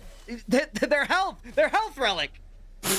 Passion's eliminated. I don't know how they could see. Not only are they in the ring, but they're also getting shot at. The screen, the equivalent of throwing pepper spray in my eyes. Very bizarre, but either way, Passion drops. And over we go then to Kuza and Adium and Yu-Gi-Oh! And Floop. And there's plenty of down here's though. Is it time to duel? Well, no, it's 3 dudes and they're eliminated again. No, the dudes are down. Osguris now trying to third party here, trying to pick up the scraps a little bit, but we'll see if they can get anything there. The Changer coming in with the hunt, trying to get themselves the info that they need, trying to get into a position to pick up those last few kills as we see some players go down on the other side. Whoa. That's a great angle, but falls off the edge. There's one player just trying to stay alive. Finally, contested, goes down. Osguris get themselves into the top 8.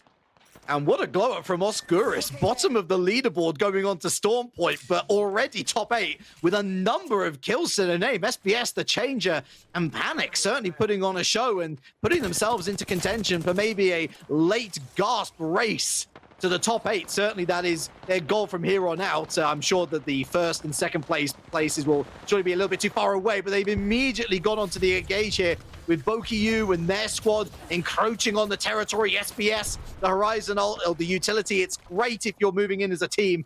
As a lone gunman, you are going to be gunned down, no shot. And here is Osguris now in a lot of trouble, taking a bunch of damage on the low ground, trying to back right off. SBS has already gone down, as you said. The Changer going to be able to shield up. The Panic and the Changer are both still alive. 2 players strong. We know that you can still be very, very effective in these dying moments of the game with that amount of players. And SBS looks like they've given up on them. They're going to try to get back into the ring using that smoke. Rollers MX eliminated down to 7. Once again, Rollers MX, a middle-of-the-road performance, not finding the victories that we saw in Group C. Osguris again on the back foot. Shots raining down from the rocks. They're just going to use the launch pad. I mean, goodness, why not? In fact, that's heading them. That's putting them straight in the ring. I don't know why they didn't go there in the first place. Oh. The charger goes, oh my God, what happened? Oh, they fell right into the smash. There's another squad there. You got your answer, man. Relic. That's why they didn't go in, because somebody was watching it like a hawk. That's going to be them going down Osguris into the top 8, but not much further than that. So we still see Alizora and Hambino from 2 VTubers 1 Femboy are able to survive, but I believe that's the only 2 remaining. Here's NorCal on a great piece of high ground. NorCal has such a good angle on these players who have nowhere to run, but right into the open space, and they are going to fall once again. This is NorCal continuing to play aggressive. NorCal easily taking down this team that was on the run here, but that is the signal for the third party. We're once again in a pretty wide open space as the final rings start to close, and NorCal, they are getting punished for this, but Unorganized does go down. Into the top 5, we've got our kill leader here, Zell on 6. Leave no witness. Dangerous. Zilak is down. They've got the yellow shielding, all for naught as Leave No Witness completely bombarded by the Hellfire of the Valkyrie. Zell with another to add to their kill count. That's 7 on the bounce now. Immediate shots, though, from the other side of this lake. And no doubt that is 2 VTubers, 1 Femboy. They have made the top 5 for the first time since game 1. Yeah, NorCal now in a lot of trouble. Zell, the kill leader, was trying to loot that box, and somebody had an angle on them, so NorCal is going to have to back off. Here's the missile swarm to come through as well, and they're going to try to continue to get themselves, maybe they're running low on meds or something. Definitely very, very conscious of these loot boxes. As everybody splits up, everybody tries to take up positions here coming in. There's Sabs and Alpha Draft over there. Phoenix still able to get themselves. It's actually Imp as well. All 3 of them are alive, and they've got a great spot all to themselves once again. Yeah, so I think we've lost Alurez, and I think that it's a different team that's over that side of the map. So yeah, 2 VTubers, 1 Femboy are only down to Hambino, and this is a particularly important moment in the series, contextually speaking, since Two VTubers, one Femboy, of course, lead the point standings, but Phoenix Legacy is second place. Yeah. So if they're able to find a win here, or at the very least, if they're able to eliminate two VTubers, one Femboy before they themselves are eliminated, and that might very well, their wish might be being answered because no. NorCal is going immediately in on Hamboy. Yes! Frogs gets the final kill. Two VTubers, one Femboy go down, the leaders of your scoreboard by a long shot, but they are going to be taken down. Now it's NorCal in a little bit of trouble. That's the knock coming through from the concussion, and it's NorCal. They are just getting melted. Coming in, Phoenix Legacy with the flank. They take them down. Phoenix Legacy are putting their mark on this game. It's not just a gift. It's a freebie. It's a, hey, it's not even a buy one, get one free. It's have the entire store. Enjoy what you want. Have everything you desire. Phoenix Legacy back-to-back winners. They just came in and absolutely destroyed everybody out of nowhere, out of absolutely nowhere. Phoenix Legacy once again, and you've got to give them some respect. They made some incredible plays, and they were rewarded with a silver platter at the end. A Crypto wins. When was the last time this happened? Well, game two, Last time obviously. Phoenix Legacy But won, yeah. Crypto wins again. Oh my goodness me. It could not have happened any more perfectly for that team. From Habino being a lone rat to Habino being engaged upon and eliminated to that team then being third-partied to that third party getting teared apart by one incendiary grenade. I mean, madness. Madness. Yeah, absolute chaos. And Phoenix Legacy rises from the ashes in the end to find themselves the third map. We have one more bout on Storm Point, folks, and we are going to get on with it right after a break.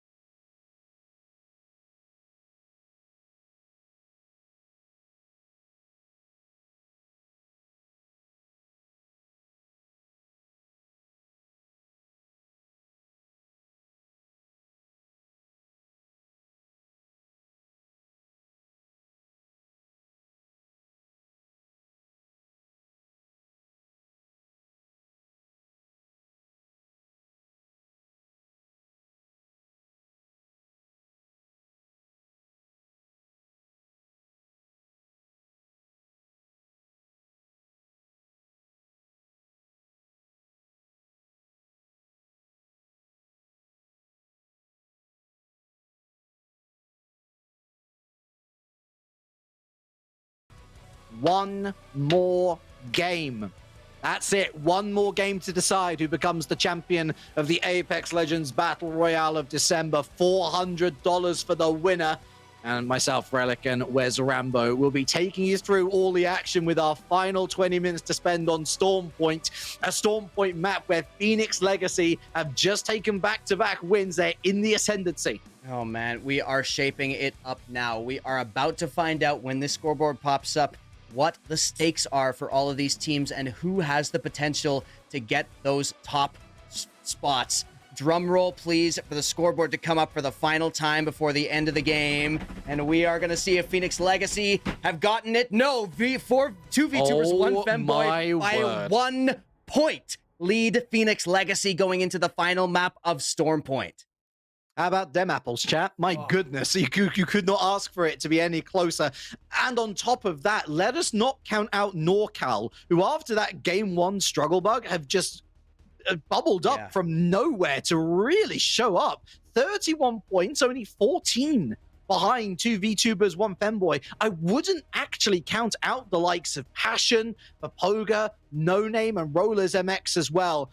That said, for those four in particular, it would require a phenomenally terrible result for two VTubers, one Femboy. We're talking a bottom 5 elimination at the very least. And two VTubers, one Femboy, they like to fight early, Relic, so it's not completely out of the question. I love the focus on NorCal right now, because what we just saw on Stormpoint was aggression, was them reacting to where they are on the scoreboard, and just from that game, you know, NorCal will not accept anything less than first place in terms of how hard they are trying for this. They went for kills constantly in that game. They got themselves into such great spots for kills. They put themselves in harm's way at times. You've got to take that risk if you want that top spot. And NorCal have some small chance to get themselves there. Two VTubers, one Femboy, and Phoenix Legacy, though, I mean, they are so well-deserved. I want to talk a little bit about Phoenix Legacy and what they did in that most recent game, because they did get themselves an extremely good fortuitous position just like before when they won,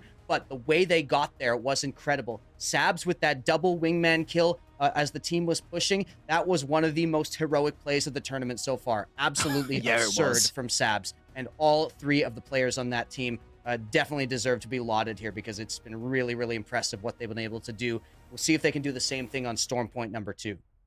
And look, as much as we can count Vermouth unlucky on the other side of that coin, Phoenix Legacy, they needed to come through that encounter intact, because Vermouth, had they made it to top 4, had Vermouth even won that entire match, they wouldn't be in the position to challenge two VTubers, one Femboy to the extent which Phoenix Legacy are. 1 point in it. That's why we talk about these KP being so important, because that 1 extra KP that two VTubers, one Femboy have now, that is what is separating them between them and Phoenix Legacy. If need be, we have tiebreakers to go down to. And actually, I would imagine that Phoenix Legacy might be in with a shout of most points accrued from that game number 3. Yeah, I think that that's definitely a possibility, and I love to see how that kind of comes to fruition. I want to talk about Alka-EB, because they keep throwing these unusual things at us, and I believe I see a fuse there, and I see a Rampart and a Rampart, as well. Your dream is coming through, baby. And Mirage, my main. Oh, man, let's go. Yes.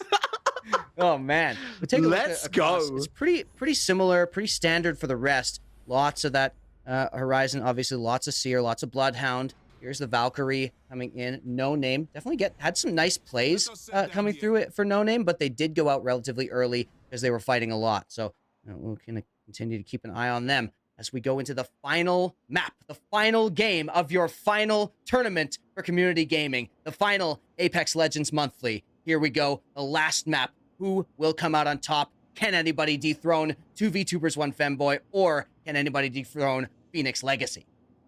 1 point separates the top 2, but it's never as clear-cut as that. We'll see who drops together. We'll see who drops apart. A couple certainly looking towards the command center for some early loot. That's a lovely sweeping camera shot. Shout out to our wonderful observers. Of course, we've got Evoke and Rose there. We've got the wonderful Vermilion Rose, our production manager, managing everything that goes on your screen. They all do a wonderful job, as we already have some early identification on where that ring will sit. And that tells me immediately, antenna, surely. Yeah, antenna smack dab in the middle of that ring. A very interesting one for us no, to end. never mind. And we actually saw it's going to go all the way down southwest, but southeast, pardon me. Poga, here is a team that we need to have our eye on. The team with the pressure on if they want to get themselves anything. And that's a lot of damage already coming in from Franz. There's a kills coming up in the top of the feed already. Poga are the ones we're focused on because they are in a very, very important firefight right now. They're struggling to get out. They push out now. The team that they were fighting has retreated. Not that Popoga will want that. And Al-Kaibi, my favorite roster, gone already. And Oscuris, after a fantastic game 3, Yes, they're our second team eliminated. Actually, no, not even our second team eliminated. We've lost 4 already? Jeez. Who else dropped? It's possible some of the teams dropped before, but in any case, the fights have been fast and furious as we get into the final map. And yeah, you know, it is going to be Mauti, Streamy, and Franz who come out ahead in that exchange. Not sure how many kills they were able to get. I think they got all 3, and so nobody getting away from that. They're going to have their pick of the loot over here at Jurassic Park. And that is certainly going to be useful for Popoga. I mean, they are one of those teams in the hunt. Yeah. So this is certainly something that will be benefiting them. It will get some confidence through the veins. As in the innards of the downed beast, we find 2 VTubers and 1 femboy. I think for Hambino, what a clutch save for his team to get so many placement points. That said, here we see Sung, Air America TV, and Zerbal. They're feeling frisky. Will the Passion be able to overcome the VTubers and the femboy? We will see, as they do manage to get themselves onto the top of the downed beast. A lot of open space here, and so they do have to watch out for third parties, but they are going to be scanned. They are going to back off. It looks like they are going to reposition. Yeah, they're way too exposed up here, so that's not where they want to be fighting that Passion squad, who is also one of those teams really challenging them for that top spot. I believe Passion had somewhere in the neighborhood of 28 points, and so they are definitely going to be one of those teams out for blood, and they now know that they have the top scoreboard leader in their sights. Will the Bangalore ult be enough to diffuse this situation? They're going to use everything to get out of there. They're going to get the car. They're going to absolutely fly, but that's a lot of damage done. Looks like they're going to get away. There's no way they can chase this, and so 2 VTubers, 1 femboy. The heist is on. Gone in 60 seconds. They're going to get out of here. So much damage. How do they still have an angle? My goodness, this is the most retreative, if that's even a word, that we've seen 2 VTubers, 1 femboy. It's very bizarre seeing them immediately just disengaging. They don't want to fight. They want to get the not just the KP, but the placement points, more importantly, on the board. Passion are not letting them off the hook. Rollers MX, they go down. We're into the final 15. This is what I love to see from a team like Passion, who has a chance. If they have a monster game, they can get themselves into a miracle situation. Rollers MX, one of the most exciting teams from Group C, are not able to get anything done in the finals race. 2 VTubers, 1 femboy continuing. They're marching on from the edge of the storm. We'll see which way they go because Passion is still on. There's a third squad on their tail. Third squad. Peek them over west, and everyone deciding to remain in the ring. Surely Passion are going to engage here. Hambino flies over here to the north. Yeah, that's a full-on disengage from 2 VTubers, 1 femboy. Meanwhile, Passion have spotted contested. They feel, yes, this is a squad we can take down, and it's looking pretty promising. Fluke already knocked. Zerbal with the shield pop mid-air. There's another one potentially down. They've managed to find some refuge in the building. Not for long. Lovely shield pop from Zerbal. And they're gone. Yu-Gi-Oh! Final player to down.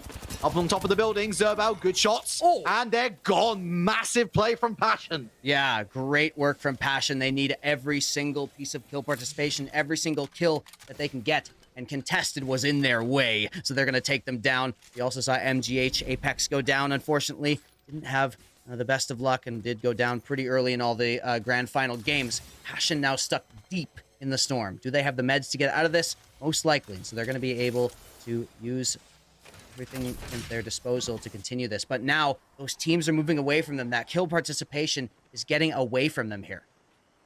And X-Bless also dropped. And it was a fascinating debate that you could see Passion having. Do you let the score leaders off the hook Exactly. to prioritize the kills here with Contested, or do you not? And I think they did make the right call, because the moment you start to stretch ahead of that team from Contested, you're basically inviting Contested to become the third party themselves. It just didn't make much sense not to take them head on. NorCal, meanwhile, they're taking another team head on, and these are certainly ate plenty of bullets there, as did Frogs. These are most certainly with the biggest amount of damage dealt here. Might not have to take the Phoenix kit. Multiple hits, shield break with the flatline.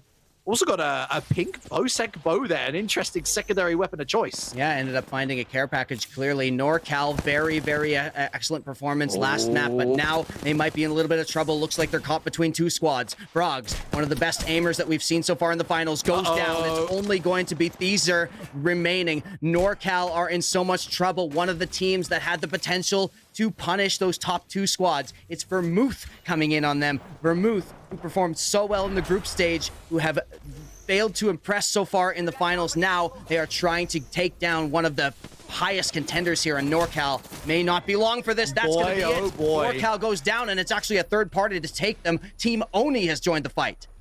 They've turned NorCal into wine, and that was a huge pick. NorCal third placed. How much or how far will they drop from the end of the series? Team Oni, who have really underperformed to a large extent here in the grand finals. Once again, Vermouth with a massive pick, and then they're just swiped off the table. It's got to feel bad. Absolutely. Team Oni, the ones to benefit from that, though, and they're going to be in a nice position here. 2 teams worth of loot boxes to get under their belts. They're going to be so happy with this. They're right on the edge of the storm there. We will see how they're able to use the spoils, the fruits of their labor, as they move on. The ult accelerant here for the Bloodhound. That Bloodhound ult has been so impactful throughout this day. Now it's going to be 2 VTubers and 1 Femboy underneath the waterfall. And getting out of the ring, more pertinently. It's fascinating, isn't it, to see how many kill points are being taken away from the teams that really matter when it comes to those final placement points. Here, an overview of the map. We see Phoenix Legacy. That's who we're on board with now. They have found themselves in and around the fish farms, but crucially, in and around the area where that ring is going to continue to circle in on. Air America TV, Passion, they still find themselves in the northwest part of the habitable map. To their right, to their east, that is where 2 VTubers, 1 Femboy lie. They are on the chase, if just 1 minute behind or so. Yeah, Phoenix Legacy, once again, they've got such a good spot. Great fortuitousness with the ring, and that's a huge kill. This long-range shots from Team Oni, we've already talked about how good they are from long range, how beastly their aimers are, and we saw it right there. They are going to push from this. Long-range delicatessens, and my goodness me, they are carving up this team, and I don't think they're going to be around for much longer, especially once they get to the short range. Through the rocks they dive. Curse TV taking to the top of the rocks. Deadly with a G7 Scout, Stunning with more shots to have taken. Got to watch out for behind, because here comes a third party. That's the team that's got to watch out. They're not stuck in here with Team Oni. They are stuck in here with Team Oni, who have so much perspective right now, and they're so far not being fired upon. Cursed is absolutely beastly with this Scout. What else can they find? That's such good leading. Really, really great awareness there. And they've got to be careful, because that is where the ring lies. And so unless they're willing to fully rotate around this rock formation, they're going to have to push into... Yeah, it's the Cascade Falls once again. We've seen plenty of fighting there. But here's Detox, Retzi, and A1s now occupying that area. Sorry, not the Cascade Falls, my apologies, but the Cascade Falls-like scenario. Yeah. It's Franz, Mautiak, and Strimmy, or Papoga once again in the conversation, and they've got that launch pad? Oh my goodness, how posh of me. That launch pad for a quick escape, should they so need it. Shall we take the launch pod, gentlemen? Possibly. Unorganized as well, with a nice little spot of high ground here. We'll see what they can accomplish with that. Not a lot. Actually, looks like no kill participation coming in from Unorganized, at least not for Yurzawit, who is still looking with that G7 Scout with the 2x, 4x. Great scope to have on that weapon. But they're going to have to reposition, get right into the circle here. Ooh, this is a nice little lovely. angle that Yurzawit has found, and a good headshot right through it. Unorganized further moving up the hill. This, of course, going into Antenna. Shots from Hambino. Here's two VTubers and one Femboy. And Detox has been completely destroyed. Alizura loses most of their health, but the shield pop will be successful. This is a massive moment here as two VTubers, one Femboy looking to increase the KP. Gao is eliminated, courtesy of the points leaders. 2 VTubers, 1 Femboy back on form. They have returned. That is the aggression that we loved in game number 1, that we loved in this beginning of this final stage. Man, they are so good. Passion, we were talking about, they were the ones encroaching on this, but 2 VTubers, 1 Femboy are going to be just fine. They are back on full HP. They are looted up. They are ready for a fight here. All of this, and we have not spotted much noise, shall we say, in the way of Phoenix Legacy. They have been keeping to themselves. I mean, But you saw quite that a lot. map. They had such a great spot relic. They were so situated within that final ring, and so I don't expect them to be moving too far away. Let's get into the real important things here. What's the difference between first and second in regards to those placement points? Yeah. It's 3 points, which 2 VTubers, 1 Femboy have just overcome from taking down Gao. Yeah, it's really, really close here. And, you know, Phoenix Legacy do have maybe a couple of kills of their own, but looks like they're considering going through the storm here. They don't have too far to go, and that's exactly what they're going to do. Will they be able to get any sort of positional advantage out of this? It looks like they might. This is going to be a great spot for them. Yeah, they've suffered a little bit through the ring, but the long-term gains are there for everyone to see. And quite frankly, no one sees them as of yet. Perhaps those further onto the sandy beaches, they might take a little look up on the hill and spot an encroaching presence that nobody wants to see. 3 dudes eliminated around the same time that they usually find themselves there. But now, behind the back, the Pathfinder's completely caught unawares. 2 VTubers, 1 Femboy. They continue to hunt. The Bloodhound is ready to sniff out those who fear this trio. The trio who want to go on and win the entire thing. They've been slowly but surely reeled in for the Phoenix Legacy, but once again, it's another KP to add to the counter.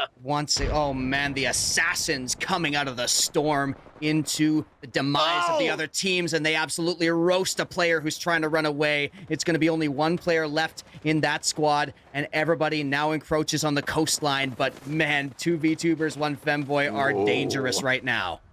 And Papoga, they've spotted them, and they immediately turn fire towards them. Goes down. Passion is gone. Unorganized also eliminated. Who did Passion go down to? I don't think it was Phoenix Legacy. I'm not entirely sure that Phoenix Legacy has got a kill all game, but 2 VTubers, 1 Femboy, with their advantage now exposed, people are starting to cotton on to not just where they are, but that it is them. You can see so many shots raining down on them. It's forced them to completely rotate around to this little platform here where they immediately engage another team. They might have it already, but they are not willing to give up. They're not resting on their laurels. They do get detected. They actually take a good amount of damage. All of them lose the shields. They're going to all have to get back up. There's Franz taking down Zednim, but 2 VTubers, 1 Femboy are still going to continue to go in. There's the close range fight. They go in for the kills. They go in to destroy the ultimate. It's going to be all 3 of them alive. All 3 of them firing down on the teams. They are fighting for their lives right now. The ring, they are getting the that ring. KP. It's only Alizura. 2 of them down. Alizura going all the way up, trying to find themselves even more, just a little bit more, just a few more points for them to clinch that top spot, hiding behind the shield. They go they're down. gone. It's going to be 5 squads left. Papoga is still alive. Papoga with the clutch! It's, of all people, it's Maltiak, the one rat who survived every single game, is the guy to come through with the clutch kill, and Phoenix Legacy are watching on thinking, oh my goodness, is this our time? But you've got to watch out for Papoga because their kill count continues to go up. Down goes Cursed. Mauti saying now is the age of vermin, going in with the rat play, now the kill leader encroaching on the rest of the players, shaking them in their boots. The fear striking into the hearts of F7, who are running away. Looks like they are only 2 players strong. Maybe they've got another one, but still, we have to keep an eye on Phoenix Legacy, who had a significant lead over Papoga. Denpride, Chickus, and Gyozi. We haven't seen them at this late stage before. Nice to see you. Glad that you're here, but not that Phoenix Legacy will like this one bit. They're being flanked on 2 sides. F7 do have all 3 players available. It's their first time in the top 5 since game 1 of the Grand Finals. They made it to 3rd. They were beaten out by Papoga. Yeah, and that's a lot of damage for ACC coming in here. 4 kills to their name as well, tied for kill leader. F7 making their way through the halls in the buildings. This is going to be a team getting a little bit close to them, but nobody wants to make too much of a move. There is the push, though, coming in. That's going to be the kills going down. That's Franz being knocked. Right, okay, this is Papoga, and they have lost Franz. That's a big deal. Unlikely that they'll be able to recover them because all 4 teams, they're all in this area. They know where each other is. But that is a big pick for Papoga. Not that they are unaware of how to survive down 1 team member. They know how to survive down 2 team members, so we'll wait and see how they play out the rest of this engagement. Regu gets rewarded with a red RE and a fully kitted R301. But F7 Clan, at this point, they're playing spoiler. Maybe they can get themselves into the top 8, but we have to keep our eyes on Phoenix Legacy here. Sure, F7 have gone right into the firing line once again. Down goes the Gibraltar shield. Goes down. Good timing. Papoga is eliminated. They might have been able to drag themselves ahead of Passion and NorCal, however. Oh, massive fire coming down, and F7's gone! It's Chickus, it's not Phoenix Legacy. Looks like they do have maybe 1 or 2 KP, but it's the upsetters here. Chickus and Co. Who is this team? Looking to... who is this team? Phoenix Legacy wants to find out. If they eliminate them, however, that might just be the tournament in their clutches. Oh, man, it is so close. The scoreboard is just rattling through my brain right now. I need to know what the scoreboard looks like, but it's an agonizingly long way from finding out as these 2 teams will hole up. You can see Denpride over there trying to get an angle. Looks like they have found one, but they're going to be fired upon, so I'm not sure who has the advantage, but once again, we're closing in on a wide open bit of water here. Oh man, Gyozi goes up for the Valkyrie. That's 3 shots for Alpha Draft.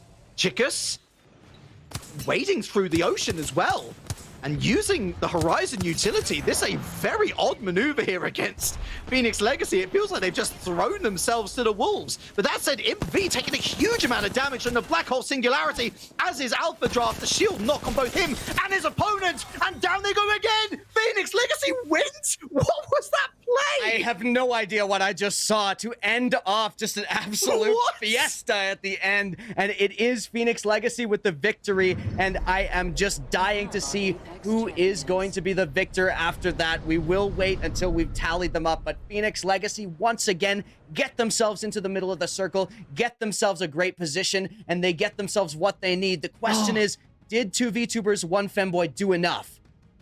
It's No Name.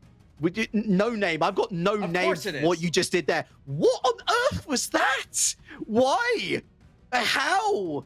Well, let's try and break it down. We've got a wonderful highlight reel just to blaze through the memories of what we just witnessed from 2 VTubers, 1 Femboy dominating in game number 1, all the way to Phoenix Legacy picking up 3 wins in a row. It sure was a heck of a grand finals. Oh man, there is so much to talk about here in terms of the top spot, in terms of the top 4, in terms of the top 8. Things were shaken up in a big way for those lower spots in that money earning situation for this final game, for that share of the $1,000 for this prize pool. You see Gao here on your screen, who was a very exciting team to watch. They had got in a lot of very close fights and did so well. See them playing around this bubble here. Retzi with a great play. And yeah, you know, just some really, really great stuff. In general, I loved the Apex Legends I saw today, man. It was so varied. It had so much intrigue, and we got such a great storyline out of this tournament. Oh, there was so many differing strategies, weren't there? From the ultra aggression of 2 VTubers, 1 Femboy to actually the running away of 2v2ers, one Femboy. The dichotomy between game 1 and game 4, so stark. And it all started here, of course, with 2v2ers, one Femboy taking down F7. And that left, unfortunately, the lone Maltiak, who we will, of course, return to a couple of times, the lone player there to secure second for Papoga. Then we went into game number 2, and Vermouth eliminating Gao before they got third party themselves. Team Oni almost eliminating 2v2ers, one Femboy at that particular integer, but failing to do so, another third party sweeping both of them up. Yeah, Team Oni, man, what a group of aimers. They are absolutely deadly at long to mid range, and they were just kept that up the entire way through. And we can talk about Phoenix Legacy a little more because, yeah, ridiculous positioning. This was one of my favorite things that they did, was this play right here at Harvester, where they were repositioning up to the top and then to the bottom, and they were playing against two rats in the end who fought each other. So, you know, a combination of, luck, opportunity, and just pure skill for Phoenix Legacy. Yeah, then we moved to Storm Point, and Oscurus with a huge pick. Papoga were effectively ruled out of contention there and then, but for a minor miracle. This, of course, one of the plays of the series. Sabs with a double KO down on shield, and with a wingman, a meme, and a dream. NorCal, of course, had an excellent stint on Storm Point as well. Plenty of KP, with Zell even having a stint as co-leader. Now, NorCal really messed with us in this game because they got so many kills. They were playing so aggressively, and they took down top teams the entire way through. And yeah, that was the NorCal right there on your screen, taking down 2v2ers, one Femboy, just drive that point home. But of course, they got third-partied, couldn't get themselves into that top 2 spot in this game where they had the best opportunity to do so. And we keep seeing Papoga, they lasted so long in every single game. It's bound to be them on the highlight reel so much in the end. This was the moment where we're thinking, uh-oh, 2v2ers, one Femboy with an excellent rotation. But then as soon as they became aware to everyone else turned and gunned them down. F7, of course, with a great stint at the end here as well, as did Papoga. But here we go. Your winners are Phoenix Legacy. They ultimately did not need those 3 KP, which they picked up at the end through No Name. But they are your Apex Legends Battle Royale December winners.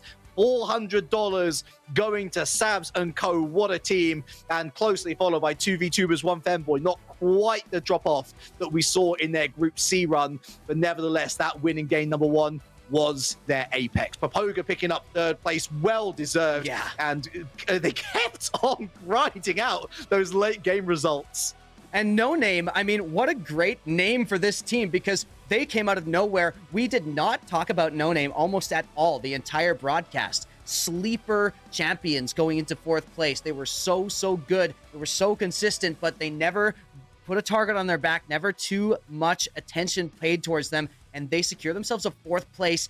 Meanwhile, Passion, this has to be one of my favorite teams of the whole tournament, because they were so varied. They were so adaptable in these games. They could play aggressive, they could play passive, they could play the map, they could play against other teams' rotations. Incredible stuff for those top 5. Your other earners here, NorCal with a great performance in that second last game. F7 clan in the last game getting a bunch of great placement points. And there's Rollers MX from Group C, the winners of I believe our very first 2 games in Group C. They managed to get themselves that 8th place spot.